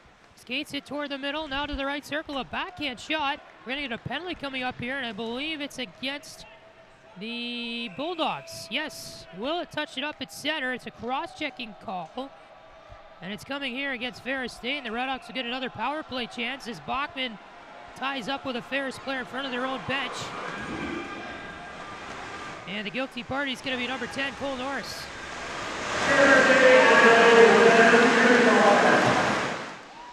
Cross-checking your call from Nathan Wheeler, and with 3:07 left in the second, Miami will get a chance on the power play, and we get a timeout as well. RedHawks up 3-2. They're on the power play when we return. It's Miami Hockey on Red Hawk Radio.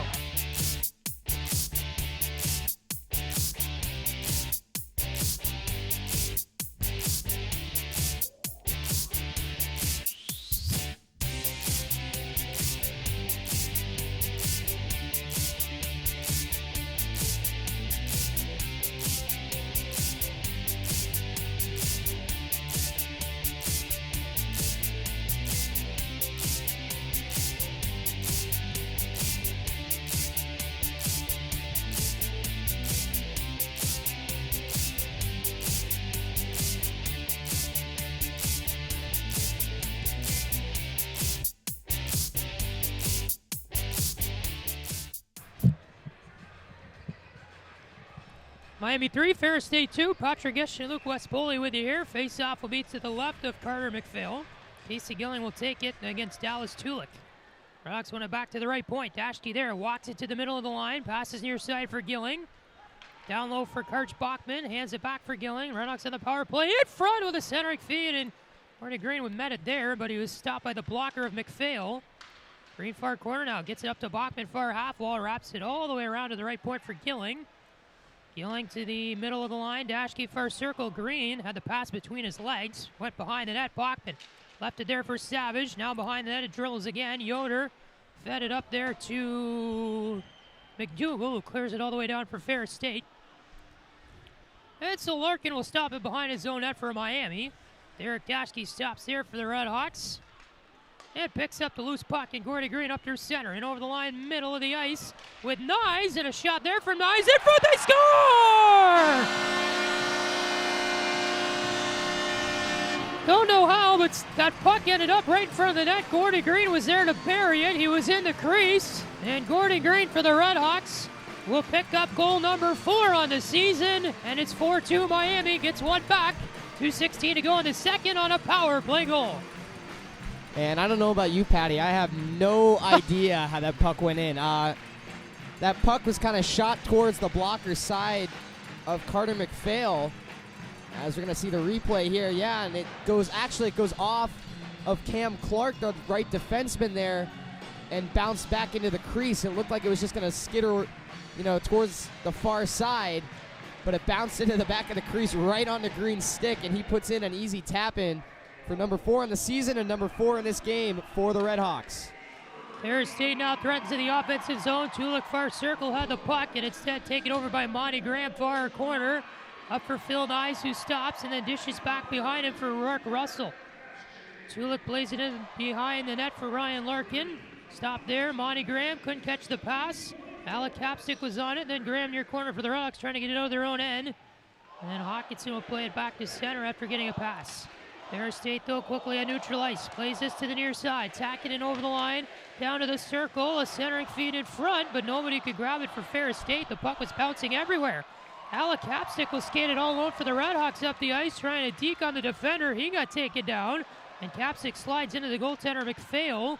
Ferris State, meanwhile, with the puck in over the line left side for the Bulldogs. Tackett trying to center it. That attempt got blocked down. The puck ends up behind the RedHawk net. Ferris quickly gets it back. Clement stopped that from happening as Christian Mose now with the puck for the RedHawks. It squirts back in front of the net, played there by Ben Loud. Try to get it out, but up to the line. It's kept in by Evernew, who skates in and fires a shot from the left circle that deflects up and out of play. 52.3 seconds to go. Gordon Green has the goal on the power play for Miami. Give the assist to Phil Nyes and Derek Dashke. And the RedHawks lead at 4-2 late in the second. Yeah, and that's a huge momentum booster for the RedHawks, especially after giving up 2 straight goals earlier in that period. After a really fantastic first period, the scales started to tip towards the way of Ferris State with a big penalty kill and 2 quick goals. But a bit of puck luck, and Miami's able to respond and get some momentum back here late in the second, and that should bode well for them moving into the third period, barring anything crazy happening here in the last 40 seconds. Yep. Ducks trying to work it out of the zone here. Ferris State takes it back. McDougal far circle. Played in front for Yoder, the defenseman, who was stopped by Larkin with a wide open chance right in front of him. Trying to jam it home, and now Miami's going to ice the puck here, and this might be a bit of a questionable call as Eric Frank, the linesman, giving some leeway to Jake Transit, who couldn't have been any closer to the puck for it not to be an icing. Shots 21-20 in favor of the RedHawks. Luke, who have battled back to a 4-2 lead. 27.4 left in the second. Face off to the left of Larkin. Gilling will take it here against Lucas Finner. His brother kicked out of the game earlier. Max, the younger brother, for a kneeing penalty on Ryan Savage. Savage is okay. He's been skating after that.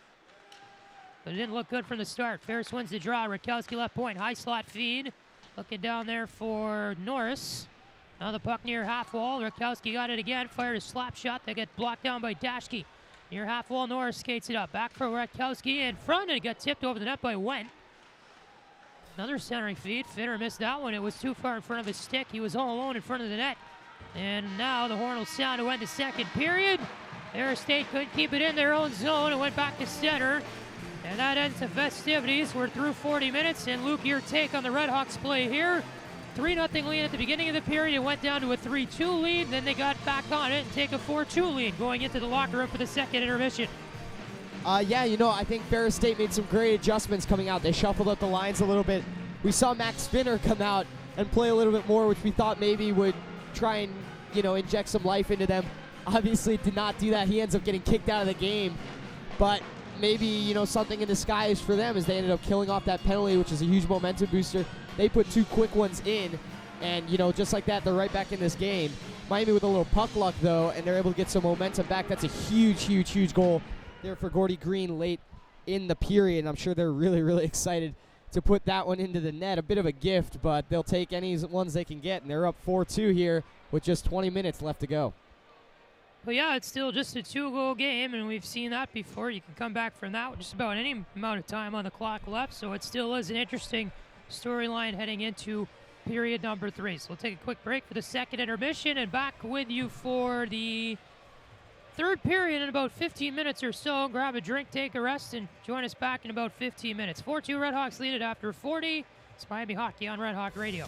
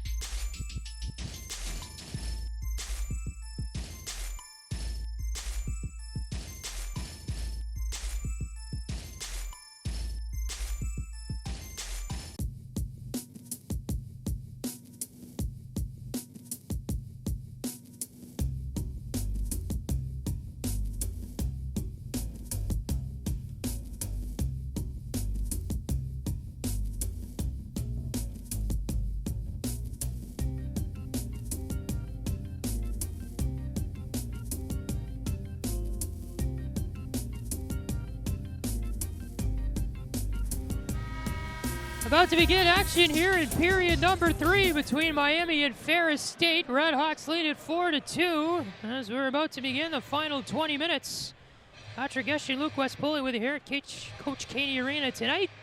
RedHawks lead the shots 21-20, and we're underway in the third and final frame. Miami trying to win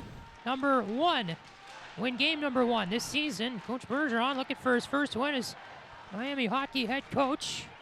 So those are your storylines here riding in this third period. Coach Bachman got a shot in the high slot after a feed from Gordy Green. The scoring line out there to begin this third period for Miami. Harrison over the line left side. A shot came in and deflected high out of play from Liam McDougall on the left side.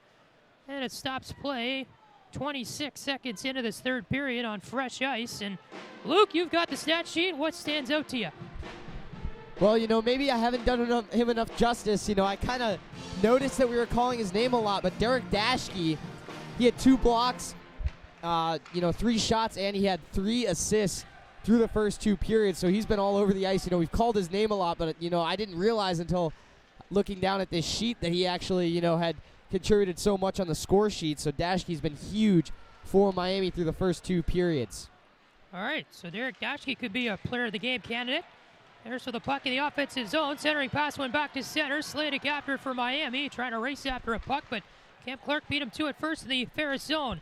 Hunter went with a centering feed in front and almost a goal there, and a penalty's going to come up.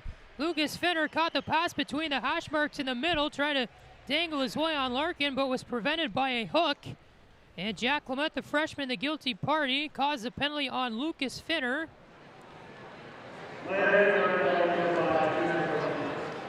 And he will sit 2 minutes for a hooking call here. And the Ferris State Bulldogs on the power play, down by 2, a minute into this third period.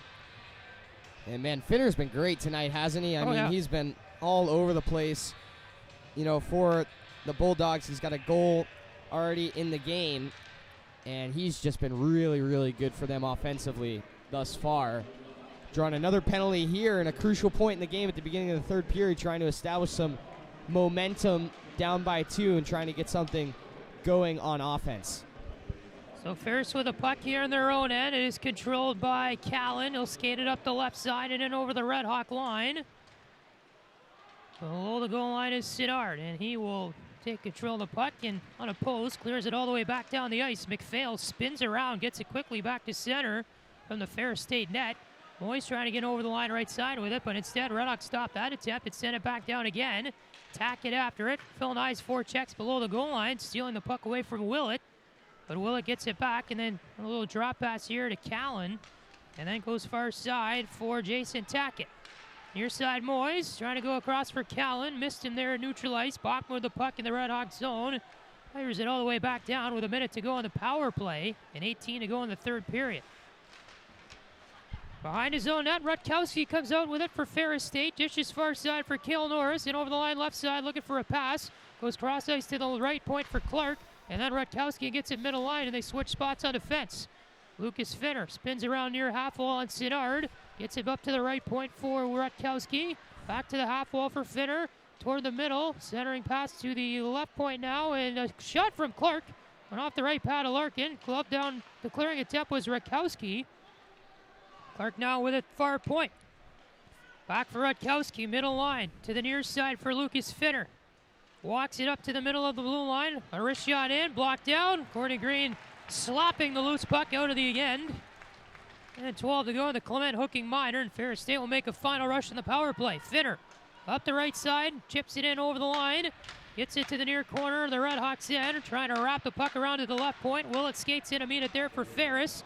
Now in the middle, they got an open chance here. Finner near circle. In front for Went, who couldn't get past Russell. Back to 5-on-5. Clement's out of the box. Ferris State with the puck in the offensive zone. This is Renaud. He is pinned up against the boards by Clement. The puck squirted free to the corner, and then Capstick picked it up for the Red Hawks. Capstick coming out of his own end. Skates it in over center. In over the Ferris line. Trying to go through 3 defenders. Instead, the puck got stolen away in the right circle. Carter Johnson, though, keeps it in on a clearing attempt for Miami at the left point. The Red Hawks get a full 5-man change. Evenow will come out of his own end for Ferris State. A feed up to number 19, Oscar Andrin. Met there by Noah Jordan, far half wall, the Ferris State offensive zone. And then Rutkowski got it in front for an attempt there from Andrin, and he couldn't finish on the shot. Went wide. Evenow right point. Goes far side for Willits. Shot from the left point, got blocked down in a circle. And then Willits will try to play it to the far corner. Sinnard there for the RedHawks.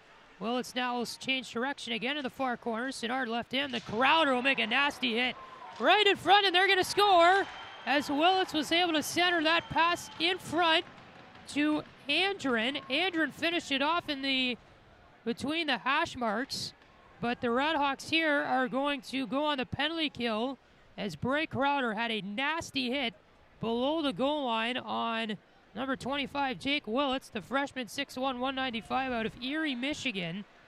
Bray Crowder will sit for at least 2, possibly more, and Ferris gets a goal on the play and makes it a 4-3 game. Yeah, a huge goal there for Ferris, and this would not surprise me at all if this was 5. I mean, he was just violently thrown into the boards there by Crowder.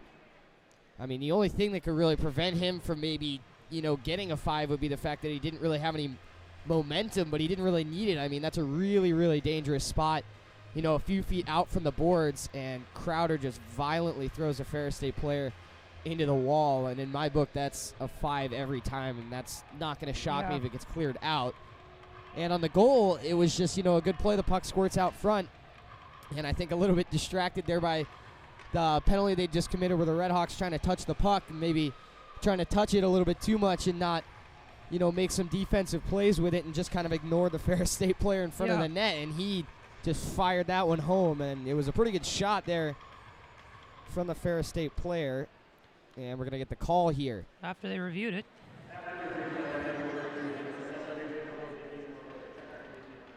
Game misconduct in 5-minute major for checking from behind against Bray Crowder out of Sudbury, Ontario.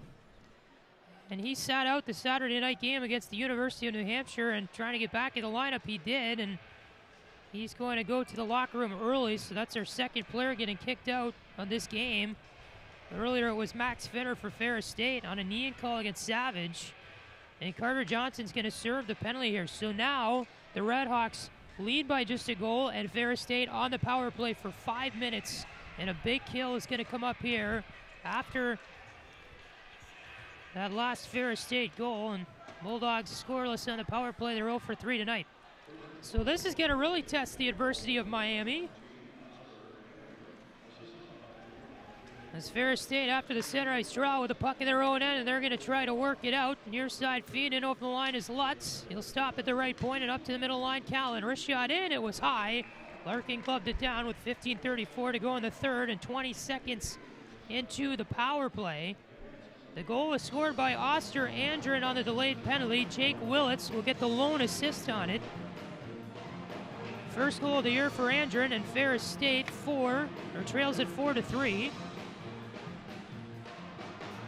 Ryan Larkin now has allowed 3 goals tonight, an .870 save percentage on the evening.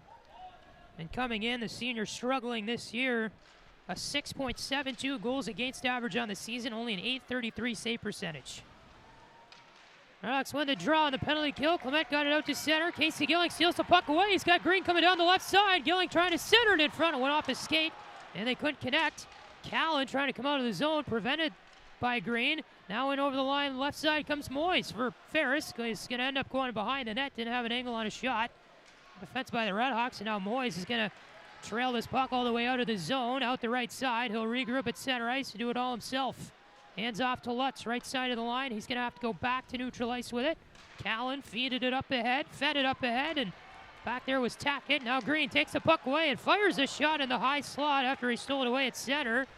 Ben Lown will go skate in on the goaltender, Carter McPhail, and we are going to have a stoppage inside the Ferris end here. Good penalty killing with 3:53 to go, and the major penalty against Bray Crowder.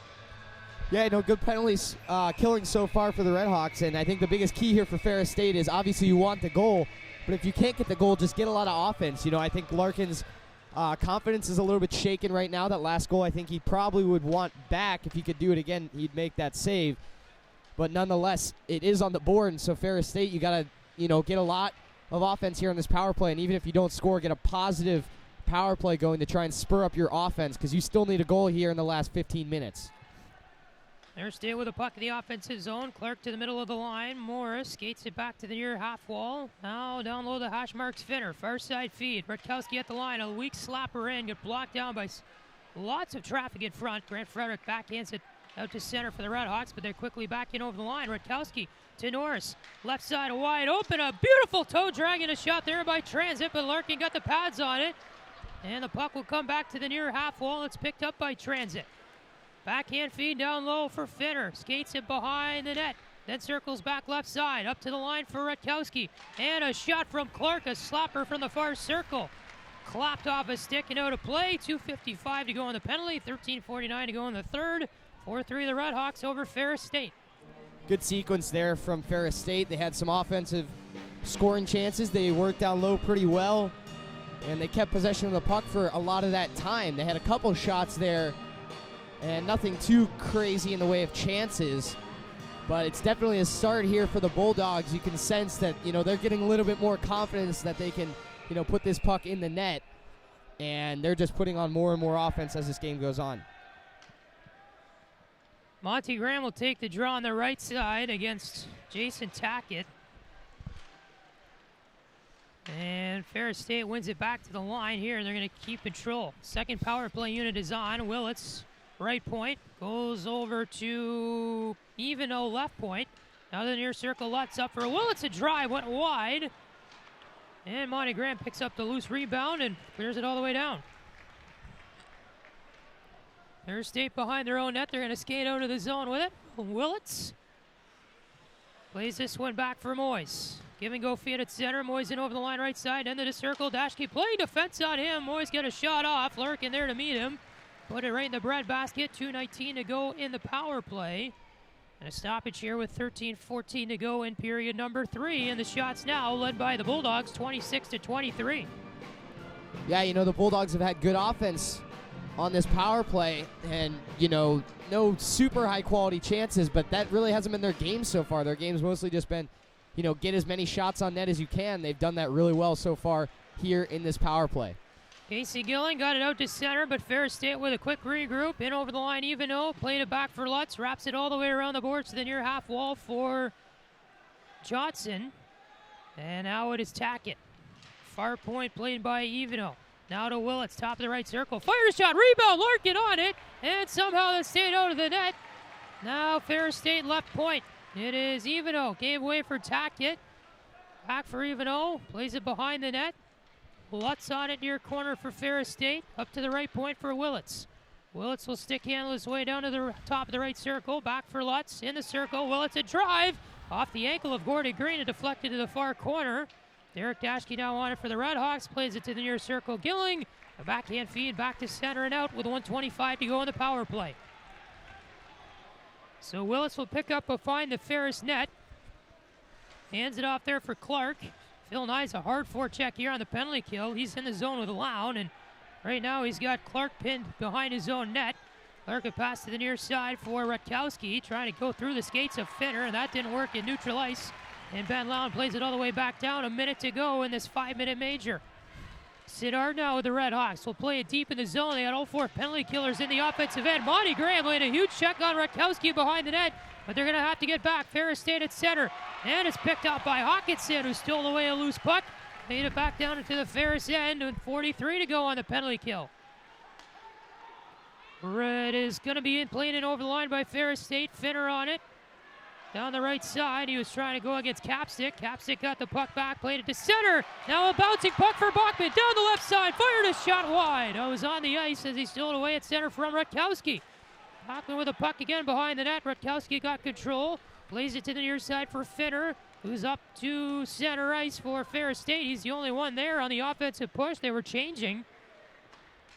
And now they got reinforcements. Callan tips it into the RedHawks zone, but with 7 seconds to go in the power play, Russell clears it down one final time on net, and there's going to be a stoppage of play here with 1 second to go in the 5-minute major. Phil Nye skated in, trying to pick up a possible rebound from McPhail, who decided just to cover it. 10:55 to go in the third period, and the RedHawks are going to kill off this 5-minute major. A huge penalty kill for Miami. Yeah, the RedHawks really did a good job on that. And, we've seen aggressive forechecking from them all game. Obviously, that's been a weakness. And, the aggressive forechecking on the penalty kill is something that we usually don't see, and that has a little bit different implications, not trying to create offense, but just trying to, force Ferris into making mistakes and kill more time. And they've done that really well so far. And they've actually, ended up kind of as a second priority rather, created some chances for themselves by, having that aggressive forecheck on the penalty kill, which is not something you normally see. You mentioned they had 4 guys in the zone on a penalty kill earlier in this, so really aggressive, and it's paid off really well as they kill the 5-minute major. The puck is dropped. Carter Johnson skates back to the bench. RedHawks with it to the offensive zone. Christian Mose wraps it around to the near half wall. Ferris State on it there. They're going to try to get it out. Kowalski will go off high glass back to center. John Sladek near side for the RedHawks to neutralize. Back for Dashke in his own end. Jack Clement to the near side for Sladek, who backhands it into the Ferris State zone. McPhail comes out of his net to the circle to play it. Kept in the zone by Sladek. He got it down to Mose, who lost control in the slot. And now Ferris State comes back the other way. Here's Kowalski at center. Fed it ahead. In over the line came Lucas Finner. And a puck got stolen away there, and Ben Loud back to center. Sladek laid it off the boards and in over the line. He'll go. Willett's got it behind the Ferris State net. Now skating out of the zone with it's going to be Marshall Moyes.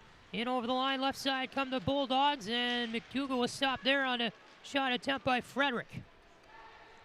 Now it's Sinnard up the near half wall. Gilling, far side, will play it off the boards in neutral ice. Willits will find McClellan for a feed near side. Now Casey Gilling takes control of a loose puck in the RedHawks zone, and then Green plays it up. Bachman in over the line. He's all alone for the RedHawks in the right circle. Stops and blows a tire, though Green is there to pick up the loose puck and plays it behind the net, but Gilling couldn't get the pass. Mark Russell pitches it from the left point, gets it to the left corner. Ferris State on the puck there. Now Gordy Green played it up high in the air, trying to get it to Bachman behind the net. Green picks it up there. Up to the right point for Capstick. Walks it across the line, trying to go for Russell. Some miscommunication. Russell is moving to the middle as well, and Ferris State picks up the loose puck near side of the zone. They get it back to center. Green in over the line, left side for the RedHawks. Stick handles his way in the circle. And trying to center it in front for Gilling, who was trailing but couldn't connect. Finner played it far corner for Ferris State. Willits plays it back to center. Here's Cale Norris in over the line, right side for the Bulldogs. He will walk it around the line, fire a wrister in on Larkin, who makes the glove save, and it will stop play with 8:50 to go in the third period. Ferris State trailing Miami by a score of 4-3. The RedHawks barely holding on to the lead. It's getting good in Oxford. It's Miami Hockey on Red Hawk Radio.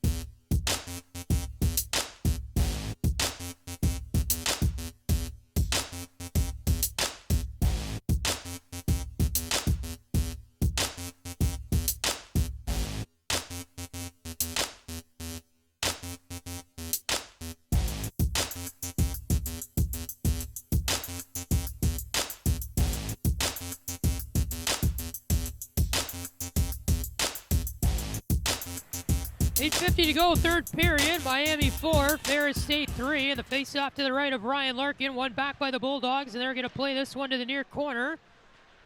Norris was on it for the Ferris State. Then Phil Nyes gave it up for Monty Graham, who skates it out of the zone for Miami and plays it in off high glass to the Ferris end. Budkowski met the puck far half wall. Phil Nyes now on it for the RedHawks, trying to kick this one back to the far corner. Monty Graham got hit hard there by Finner.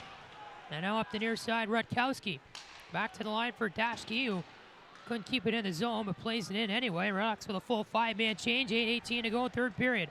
Went got a feed at center and over the line right side. Sinnard plays him one-on-one and prevents Went from getting a loose puck along the end boards. Ferris still keeps in a clearing attempt, and a centering pass slash shot came in from the far half wall by Transit.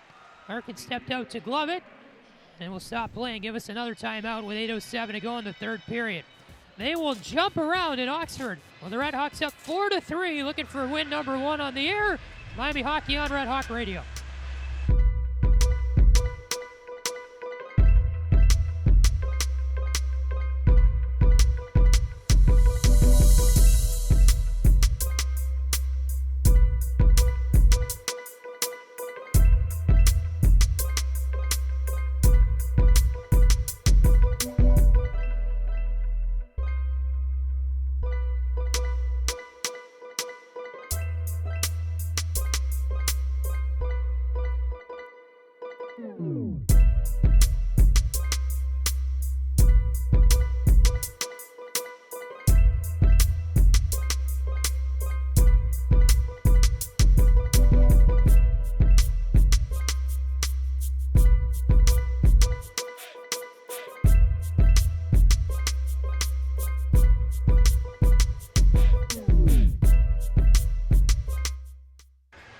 Seven to go, third period. RedHawks 4, Ferris State 3. The faceoff will be here to the right of Ryan Larkin as Miami trying to hold on for win number 1 of this young season on Family Weekend.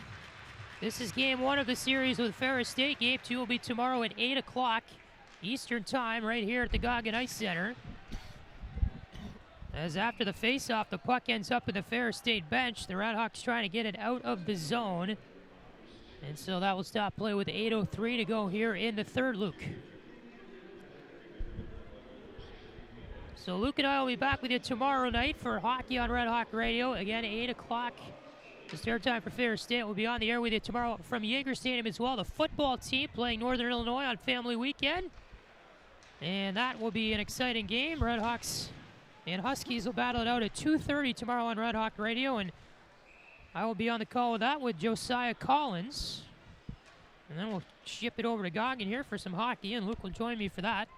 So it's a very fun weekend for Miami Athletics. So the last time the RedHawks won a home game, you'll have to go back to February 9th of 2019. It was the Saturday game against the University of Nebraska-Omaha. They won that one 4-2. And that was the second to last win of the season for the RedHawks last year.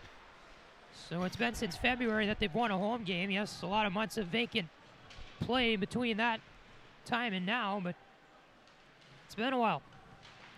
Red Frederick wraps it around the boards, all the way down the ice. It's going to be another icing against Miami. 7:35 to go in a one-goal game. And Luke, what do you do here to protect the lead if you're the RedHawks? I think that, you just have to limit Ferris State. I think that you have to limit them to what we saw in the first period, which was perimeter shots, nothing high quality in the house or anything like that. And, if you do that, I think Ryan Larkin's done very well so far in tracking pucks. I think he's been pretty good with his gloves. And so I think that, if Miami's able to limit Ferris State towards the outside, they should be pretty good here on defense. Bachman in overline right side, fired a shot from the circle that will get patted away by McPhail. Now Rourke Russell keeps it in right point for the RedHawks. Christian Mosman at center, and then it's played up ahead by Michelin. In over the line left side, trying to feed it in front, and he couldn't meet Andrew in there for Ferris. Now Loud in over the line left side for Miami in the circle. Now trying to center it in front for Mose, but swing and a miss there from the slot. Andrew behind the net, gets it for Nate Callan. Callan with the backhand feed, looking behind the net for Yoder. 6:50 to go, third period. Shots in favor of Ferris State, 27-24, but the RedHawks lead it 4-3. First Bergeron looking for win number 1, and his era as Miami Hockey head coach. Ferris State almost icing the puck this time. They get it in from center. Phil Nyes will get the puck now on a feed from the Miami zone. Monty Graham in over the Ferris line left side. Centering pass in front, nobody home to grab it. Jack Clement plays it behind the net. Sladek pinched up against the boards by Ferris State that time. It was Connor Federick down there. Or actually Moyes rather. Monty Graham far side of the RedHawks end, and they are going to get this one out, and we're going to get a slashing penalty here against Monty Graham. As carrying the puck out of the Ferris zone was Kowal Norris, and he was right in front of the Ferris bench when Monty Graham played a nice two-hander right on his stick, knocking it out of his hands. And an undisciplined defensive play from Monty Graham will put the RedHawks down a man.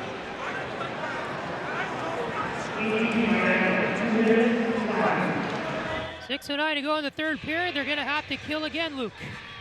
Yeah, and this next faceoff coming up is the biggest face-off of the game. It's going to go to Ryan Larkin's right.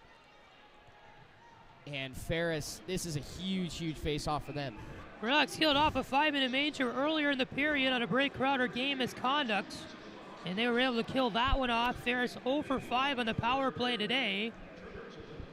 And Bob Daniels here is going to use his timeout, it looks like, as teams going to the benches, and that's a pretty smart move with 6:09 to go in the third. Bob Daniels has been around for, this is his 28th season as Ferris State head coach, so he knows what to do in these situations. Been in plenty of them, but Luke, we talked at the beginning of the game that we saw almost a full 60 minutes for Miami last week against New Hampshire in the Saturday game. What's your assessment as far as that goes here tonight? You know, I think that they've played pretty well through the first, 54 minutes? Yeah. You know, we've seen better play at times than others, but I think in that first period we saw better play than we expected to see from the RedHawks, you know, maybe at all this season. I mean, they were fantastic in that first period, and, you know, it's kind of died down a bit since then, but I still think the standard of play has been pretty high for the RedHawks. They've taken a few penalties, obviously. This one here was pretty undisciplined by Monty Graham, and they got a huge face-off coming up, so that'll be a big one. And just wanted to mention in there I love this timeout call by Bob Daniels. Yeah. I mean, this is an aggressive move. There's still 6 minutes left and you're down one. You know, you think maybe you want to save it till when you're going to pull your goalie, but this is an aggressive move, and I absolutely love that timeout call by Bob Daniels. So the face-off, the important one, is actually won by the Ferris State. They get it up to the line and back down to the far corner. Rutkowski on the puck, plays it back down low, past Lucas Finner. Finner gets in near corner, in front, and a tip there went just wide from Jake Transit. Transit walks it up the near half wall for Ferris State. Sinnard trying to push him out of the zone. He was at the line. The Redhawks get it back to center on a loose puck. Rutkowski has it in the circle. Dishes off near side. Transit in over the line. He will play this one, trying to get it to the circle, but Sinnard cut off a pass intended for Kowal Norris. Ferris State with a neutral zone regroup here. They get it far side for Rutkowski. Dishes back here for Clark. Back for Rutkowski, far side. It was Finner on it for Ferris State in front of the bench. They just can't get into the zone. They finally do. Transit top the right circle, back for Clark. Couldn't get the pass, and then a loose puck is batted out by Ben Lown with 5:10 to go in the third and a minute to go in the Monty Graham penalty. Redhawks doing a good job killing so far, but Ferris State, kind of an anemic power play. They can't get it in the offensive zone. They will here, though. Lutzen over the line right side. Walks it down the far half wall, but instead it's taken away by Brian Hawkinson, and he will play this one back to center and beyond as Callan couldn't keep it in the zone. Well, it's behind the Ferris net, gives it back for Callan, who's going to walk it out of the Ferris end. This is back there for Moyes, who's in over the line right side for Ferris State and enters the circle, but lost control of the puck to the end boards. Clement on it for Miami, played it there with Gordon Green, centering feet in front, looking for Lutz. Picks up a loose puck near circle. Up back to the line for Callan. Hands it off here for Willits. Back for Callan to drive over the net. It came back off the top of the net. And Larkin dodged a bouncing puck. He goes behind the net again. Brian Hawkinson will do the job to clear it for the RedHawks. 8 seconds to go on the penalty. They're in over the line right side again. Lutz played it off the near boards. Dashke on it. Got tripped up for Miami. It's under him. Taka gets it free. Trying to shovel one for a centering feed as the penalty expires. Bachman loses his stick, trying to go after Moyes in the far corner. And Bachman trying to pick up his stick and the puck on the ice too. It's up to the left point for Ferris State. Big hit by Gordon Green at the line. Knocking down Callan. 3-on-1 the other way. Bachman down the right side. Centers in front and Monty Graham gets stopped by the pad of McPhail. It's in the offensive zone though. Graham cross ice, capstick far circle. In front looking for Green, and his stick was up in the air. Couldn't get the feed. Russell is shot from the left point, blocked in traffic. 3:33 to go. Rocks with a puck in the offensive end. Russell fired his shot from the line, blocked down to the near corner. Bachman, Savage played it past him. Savage up the near half wall now in the offensive zone. Cross ice, Capsick walks it down to the circle. A shot blocked down immediately. Jordan behind the net, gives it off for Savage, walks it up the far half wall. Down low, Capstick will get it in the corner. Centering feed in front, looking there for Carter Johnson, who got a shot off but wide on the backhand, and Ferris State all the way back down the ice. Eric Frank will give Rourke Russell the icing call here. Face-off will be in the Ferris State end with 3:02 to go in the third period, and holy crap, Luke, the penalty kill had to work tonight for Miami. It's been a weakness all year, and it is working tonight. Absolutely. The penalty kill's been really good. You know, they just have not let Ferris State penetrate anything, you know, that would create a good chance. And then, you know, some crazy stuff broke loose in the offensive zone as a result of that penalty kill. Miami was almost put another puck in the net. So huge momentum swing for them late in this game. And now, you know, Ferris State, now they have no timeout. And now with 3:02 remaining, they're going to have to pull their goaltender soon. So they really need to get things moving on offense and, you know, start getting those into those high traffic and those high scoring areas. Penn Loud loses the face-off of the offensive zone to the left of McPhail, but Ferris clears it off high glass, and it's going to be another icing against the Bulldogs here with 2:56 to go in the third period, and the shots in favor of Ferris State, 27-26. It'll be another face-off here to the right of Carter McPhail, the goalie out of Fenton, Michigan. Penn Loud will take it for the RedHawks, and in there for Ferris State is Dallas Tulik. And they're going to blow it dead, and Tulik will be kicked out of the draw for the Bulldogs, and they're going to bring in, instead, it looks like Moyes. Loud couldn't quite win it. It's loose in the circle. He'll take control, trying to go up to the left point, but miscommunication there. Grant Frederick was in at the middle of the line, not at the left point where the pass went, so it's back to center. Frederick will play this one off the stick of Mose, and they're going to wave the icing call there. He was behind the red line. Ferris State back at center, rush the other way, tack it in over the line, high slot, fire a shot in. Larkin didn't know where it was for a second. Puck came right to him. He was able to put it in the breadbasket here and cover it up with 2:34 to go in the third period. Miami 4, Ferris State 3. Don't leave us. It's a good hockey game on Red Hawk Radio.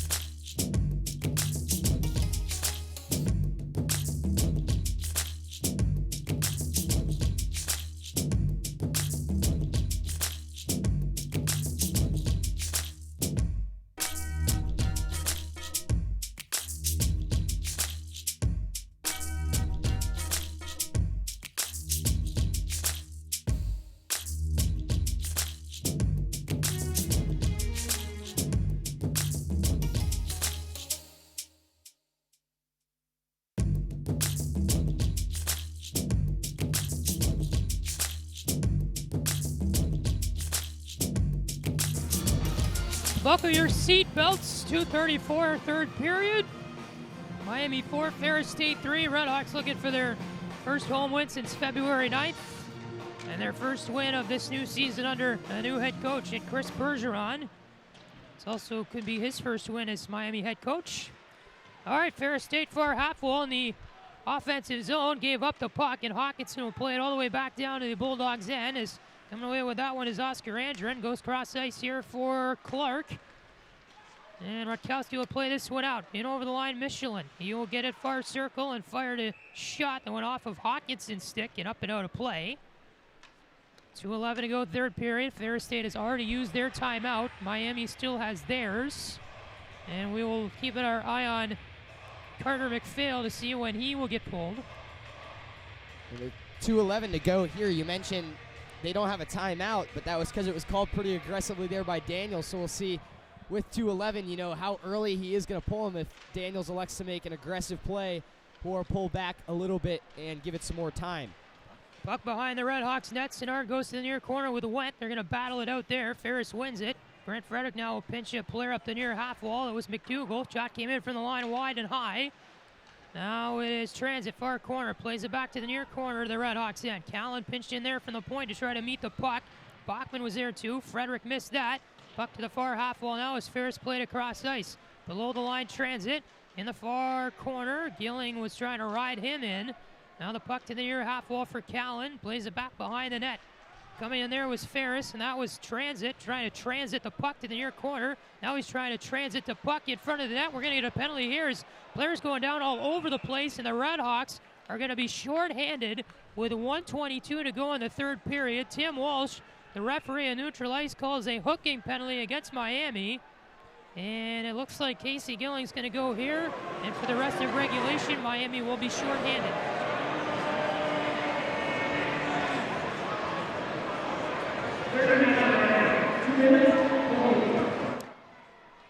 All right, so it's going to be 6-on-4. The net will be empty for Ferris State. They're going to bring Carter McPhail to the bench. And the Miami RedHawks will have 1 minute and 22 seconds, down 2 men, to try to protect the 1-goal lead. And just an interesting note there, the coaching staff for the Bulldogs wasn't even looking at McPhail for that entire sequence, but now they elect to pull him right after he came to the bench for the delayed penalty. So with 1:20 left, down 2 men, and Miami's going to have to try and kill this off. Face-off won by Ferris. It was played by Finner at the near half wall to get it behind the net. So they have 6 out there. RedHawks have 4 out there. Clark, left point, back down low. Walking down is Moyes. Back for Clark. Clark walks the line. Near circle, Finner, a weak slap shot, patted away by Larkin. Clement trying to get off high glass, but not out. Rakowski kept it alive. Now in the high slot, it's Clark. Right point, trying to play it in. Rakowski at the circle, a shot. Blocked down by Graham. Rebound played over the net. 50 seconds to go. At the right point, it's kept in by Clark. Wraps it behind the net. It went over the stick of Kowal Norris. Up for Rakowski, left point. Slides it across for Clark. Back across for a shot here from Norris. Larkin the save. Clement plays it into the RedHawks bench, and that nearly hit assistant coach Eric Rude. It missed everybody there, though, as Rude and Chris Bergeron were dodging for the puck. It went out of play. 33.1 seconds to go. The faceoff will be in the Miami zone to the right of Ryan Larkin. And this is a huge faceoff here for the Bulldogs. Faceoffs tonight, RedHawks lead that category 32-28. It will be Jason Tackett to take it against Ben Loud. 6-on-4 still, the net empty for Ferris. RedHawks short-handed, 33.1 seconds left. Frederick, far corner, clears it off high glass all the way back down the ice. And Ben Loud races after, trying to beat Rakowski for the puck, and they both go hard into the net. Loud played it over the goal line. The net was off as the puck went off the end boards. It came back in front of the empty net. Ben Loud was skating down there with Rakowski. The puck did not go in the net because both players came in hard and crashed into the net and knocked it off. And now they might review it to see if it's a goal. As if the net, I guess the rule there, Luke, is if the net was, the puck went where the net was and the net was knocked off by the defending player, it's an empty net goal, I'm assuming. But I think that the net has to be deliberately removed by the player, and there might be a penalty. There's going to be a penalty here on Ferris. Wow. Lucas Finner's going to go in the box. As the RedHawks got lucky there being shorthanded with the empty net, there is no icing call for a clear. So Clement used that to his advantage to get it off high glass and all the way down for the RedHawks. And now we have a referee conference in the referee crease here. And both teams will go to their benches. 1:02 is left on the Gilling minor, but that really doesn't matter because there's 24.2 seconds to go in the third period. But now we're going to be 4-on-4 as the referee's still trying to decide what happened to Lucas Finner, who's in the box now for Ferris State, and I have no idea what this is about because I didn't see it. Yeah, and it's still not up on the clock. Not sure if this is in a sportsmanlike or something like that. I don't think it would be, but this is a killer. I mean, Finner played so well in this game for Ferris State. When they had no life, he was just the one who was constantly, trying to will his team back into this game. He was really shifty on offense, and this just is really such a shame for him, and we're going to get the call here. Tim Walsh.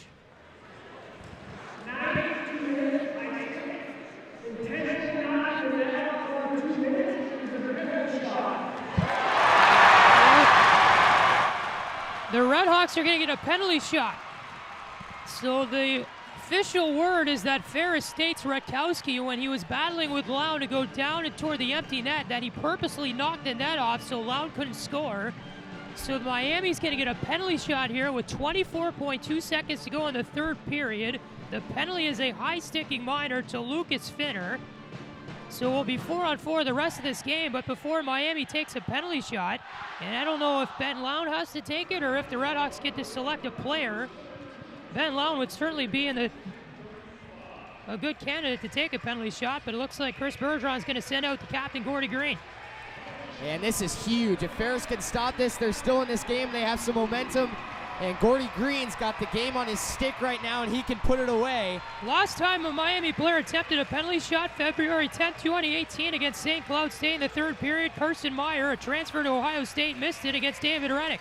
And now Gordy Green will go against Carter McPhail, the goalie. RedHawks can take a 2-goal lead and put this one to bed. It's on the stick of Gordy Green. In over the Ferris line on the penalty shot to the slot. He's going to stick handle his way through a deep try to go to the backhand and forehand. And he missed it wide. Could never get a clean shot off on McPhail. And so it will remain a 1-goal game with 24.2 to go. The faceoff will be in the Ferris end. And a huge play there by McPhail. You know, Gordy Green had him beat. It was a really nice move. Just faked the shot, went backhand, forehand to the far side. But McPhail was able to get the paddle down and just kind of roll that puck away from where Green thought it was, and he wasn't able to slot it in. And now Ferris State needs a quick breakout and a quick shot here with 24.2 seconds to go and needing a goal. We are 4-on-4. Face-off to the left of McPhail. It is Lown who will take it against Transit. Brent Golick barking instructions at both, and it's a clean win for the Bulldogs. Callan had it for a second, but then Russell locked him up along the far half wall. Rocks are just going to pitch this one against the boards. Russell pitches it in the corner. They're going to pull the goalie with the puck in the Ferris State zone, and skating it out is Liam McDougall. Empty net for the Bulldogs. We're back to 5-on-4. RedHawks clear to neutral ice all the way back down with 3 seconds to go. It's going to be an icing call here with even strength. The clock reads 3.6 seconds to go in the third period. Miami 4, Ferris State 3. And the face-off here will be in the RedHawks end. And Ferris State has 5 guys out there because it's 4-on-4, and they have pulled the goaltender, and Miami just has 4. And Bob Daniels has called his entire team to the bench, even though they already used their timeout. So they're trying to get him back out on the ice. He's trying to select who he wants out there. And they're trying to... Actually, Miami calling their timeout. Oh, Miami calls their timeout. The referees were also trying to figure out how much more time to put back on the clock. They're going to put half a second on, so 4.3 remaining. But what could end up it's a Miami being... timeout. Yeah, so a Miami timeout. What could end up being the bane for Ferris State at the end of the day was the forechecking for Miami. We've seen it all game, and we saw it once again there. They got the clean win on the draw. And, you know, if they were just able to break that puck out quickly, they had some time, you know, to make a move on offense and try and get something and, you know, maybe put a puck in the back of the net. But Miami had an aggressive forecheck, and that delayed them and delayed them and delayed them. And by the time they were able to get the puck out, and, you know, it came out to Miami to center, and they cleared it all the way down. 20 seconds have now come off the clock, and this is the only time they're going to enter in the zone is on a face-off. So, you know, not obviously ideal for the Bulldogs, but they're going to have 4 seconds to work with here. And obviously just trying to draw up a face-off play here is Bob Daniels. And longtime head coach, I'm sure he's probably got a pretty good one up his sleeve. We'll see if they can use it here. 4 seconds to go. Face off to the left of Larkin. Tackett will take it against Monty Graham. Clean win back to the corner. 2 seconds to go. Dashke behind the net will kick it free. And the Miami RedHawks pick up win number 1 on the season. And Chris Bergeron picks up win number 1 as Miami head hockey coach. RedHawks 4, Ferris State 3. They take game 1 of this weekend series against the Bulldogs. And Miami will put a tally in the win column on this Friday night family weekend in Oxford. And Larkin knocking the pegs off the net here as he backed in. And the players all congregate around him. And it was just a great effort from the RedHawks here tonight. This is the most aggressive we've ever seen them be. This is, you know, the best we've seen them offensively. This is some of the best we've seen them defensively. Obviously, a couple breakdowns. But, you know, due to that great offense that they showed here in this game, they were able to pick up the win anyway. They showed a lot of resiliency on some big penalty kills. And this is just a great team win, and win number 1 on the season, and a great win for Chris Bergeron in his first game as head coach. Ferris State did try to come back into the game, but the RedHawks able to stave off the Bulldogs' offensive attack, and it was a pretty good offensive attack for some point in the second period. The RedHawks took a 3-0 lead in the first. They went in the first intermission up by triple, but Ferris State able to come back and make it a 3-2 game before the second intermission. RedHawks went up 4-2, then 4-3, and they will hold on for that victory tonight by a 1-goal margin over the Ferris State Bulldogs, former CCHA conference rival, playing in non-conference action now And it should be a pretty good one tomorrow night, Luke, you would imagine, for a Saturday 8 o'clock start. Close game tonight, probably will be a close one tomorrow. Absolutely. This was just such a fun game to watch tonight. I mean, we saw Miami play really well. We saw Ferris State play really well. We saw great offense on both sides. We saw some good goaltending at points. And, really eventful in the way of even penalties. Obviously you don't like to see dangerous hits, but when they do happen, it makes the game a little bit more engaging, and when you see that, and we saw a penalty shot. I mean, this game had it all, so should be really, really interesting tomorrow. I'm excited. I know you're excited. We got 2 broadcasts tomorrow, so make sure you tune in for both of those. But I'm very, very excited to see how this plays out tomorrow. So again, a special time for tomorrow's hockey game. It's Saturday at 8 o'clock Eastern time, and that is because the football game against Northern Illinois is scheduled for 2:30 tomorrow. So we will come your way. Our next broadcast on Red Hawk Radio, Josiah Collins and I will have the call of the Miami football game against Northern Illinois, 2:30 time. 2:30 Eastern will be our kickoff time tomorrow for that game against the Huskies. And then we'll pack everything up and head back to the ice arena for the finale of the series between Miami and Ferris State. And if it was anything like tonight, it should be a pretty good one tomorrow night here from the Goggin. So, Luke, your final thoughts here. Obviously, Chris Bergeron picking up win number 1 as Miami hockey head coach, and that's got to feel good to finally get that out of the way. But I'll ask you this question again that I asked you a little bit earlier in the game. The RedHawks looking to play a full 60 minutes this season. That's one of their goals. How did they do in that category tonight? I don't think it's still at the 60 yet. It was really, really close in this one, though. I think they played probably about 58 of the 60 minutes. And, we saw 2 of those Ferris State goals come just bang, bang right away. And, they weren't able to convert on the 5-minute power play. And then the 2, goals that happened right away. I'd say they played probably about 58 minutes, so maybe trying to just inch their way up towards playing a full 60-minute game. But, I mean, this has to feel incredible for Chris Bergeron coming back to his alma mater and everything, all the drama that surrounded, him being hired after being an assistant here earlier. And, obviously to get a win in this way, just with the way that they played, I mean, it was a fantastic game, truly, on, all fronts for the RedHawks. And he's got to be very, very, very happy with how they played. So this will definitely be a huge confidence booster for them moving forward. And it's obviously got to feel great for Chris Bergeron and the rest of the team to pick up their first win in a little while and do it so in a very, very nice way. Ben Lau, Noah Jordan, Karch Bachman, and Gordy Green, your goal scorers tonight for the Miami RedHawks, who pick up win number 1 on the season, and their record improves. Overall, the RedHawks now 1-2-1 on the season through 4 games, as they get the win tonight by a score of 4-3 over the Ferris State Bulldogs here from Goggin Ice Center. So for Luke West Poley, rest of our Red Hawk Radio crew, my name is Patrick Geshan saying so long, good night from Goggin Ice Center in Oxford. We hope you join us tomorrow at 2:30 Eastern time, Miami football against Northern Illinois, and then back here tomorrow night at 8 o'clock Eastern for Miami and Ferris State game 2. Till then, have a great night, everybody. Thanks for tuning in to Red Hawk Radio, and so long from Oxford, Ohio.